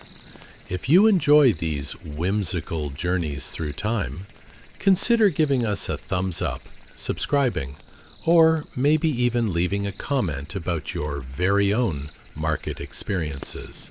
You know, the ones where you haggle over the last piece of fruit that's just a whisper away from compost. Only if that tickles your fancy, of course. Now, dive into your comfort zone. Dim those lights and maybe turn on a fan. Yes, let's recreate a rough approximation of an ancient breeze. As you settle in, ponder this. Have you ever wondered what it's like to glide above a market in a litter carried by slaves, while the rest toil in the muck below? Or how many dirty diapers it'd take to clean up a single incident? And what's the appropriate etiquette for ignoring the overarching smell of something that used to be a fruit, but now has truly surpassed its prime? Congratulations! You've just woken up in 18th century Great Plains, and we're about to witness the social hierarchy unfold with all the grace of a penguin trying to tap dance. Here you are, watching a wealthy official lounging on a litter, a contraption so fancy it makes modern recliners look like ancient torture devices. Picture it. The official, draped in his pristine toga as if he'd just emerged from a laundry ad, is perched high above the ground, blissfully unaware of the chaos that envelops the marketplace. His slaves, yes, slaves, bear the burden of moving him through a crowd that resembles a live-action episode of Survivor Grocery Edition. Ever seen someone carry a couch upstairs? Multiply that by the determination of a cat avoiding a bath, only to realize they're living in a literal litter box, and you'll grasp the weight of this endeavor. The poor folk below navigate around him like he's a veritable celebrity at a book signing, dodging rotten fruit and all the remnants of a less than ideal food pantry. I mean, at what point did they look down and think, well, at least I'm not the one in a toga with questionable hygiene? To add some comedic flair, think about modern parties where the host makes you step around confused cats and misplaced children's toys. Multiply those hazards by 100 and add a few stray animal droppings. Sounds delightful, doesn't it? As the officials glide along, peasants leap out of the way, recoiling on the ground, diversifying the air with an array of sniffles, part from the stench and part from the overwhelming jealousy of someone never having to soil their feet in the muck. Imagine someone in line at a coffee shop trying to wiggle around a person who's clearly way too enthusiastic about their large drip coffee. The tension, my friends, runs thicker than the aromas wafting through the stalls. Excuse me, sir, could you give the rest of us a chance to breathe air that isn't fortified with your overpriced cologne? You can almost hear them murmur under their breaths. The irony, the more money you have, the less of the world you actually have to experience, might just be the greatest gag of human history. But wait, what's this? As he's being carried, the official drops a coin, sending it clattering down to the ground amid the chorus of gasps. It rolls into the mud, mingling with assorted debris like a gamified treasure hunt gone terribly wrong. The poor folk around him glance at each other. Should they return it? Dive in like it's the Olympics? Suddenly, the whole scene feels reminiscent of a modern-day reality show where the prize is an all-expenses-paid trip to a rock concert, and everyone else is merely a background actor hoping for their moment of screen time. You simply can't make this stuff up. So there you are, in a society structured like a badly organized game of musical chairs. One person sits on high, while the rest scramble below for status, respect, and the latest in seasonal vegetable fashion. It's a wild landscape of contradictions, privilege juxtaposed with the stench of reality, not unlike navigating a Sunday brunch where everyone insists on a gluten-free, vegan, upside-down, third-wave coffee experience.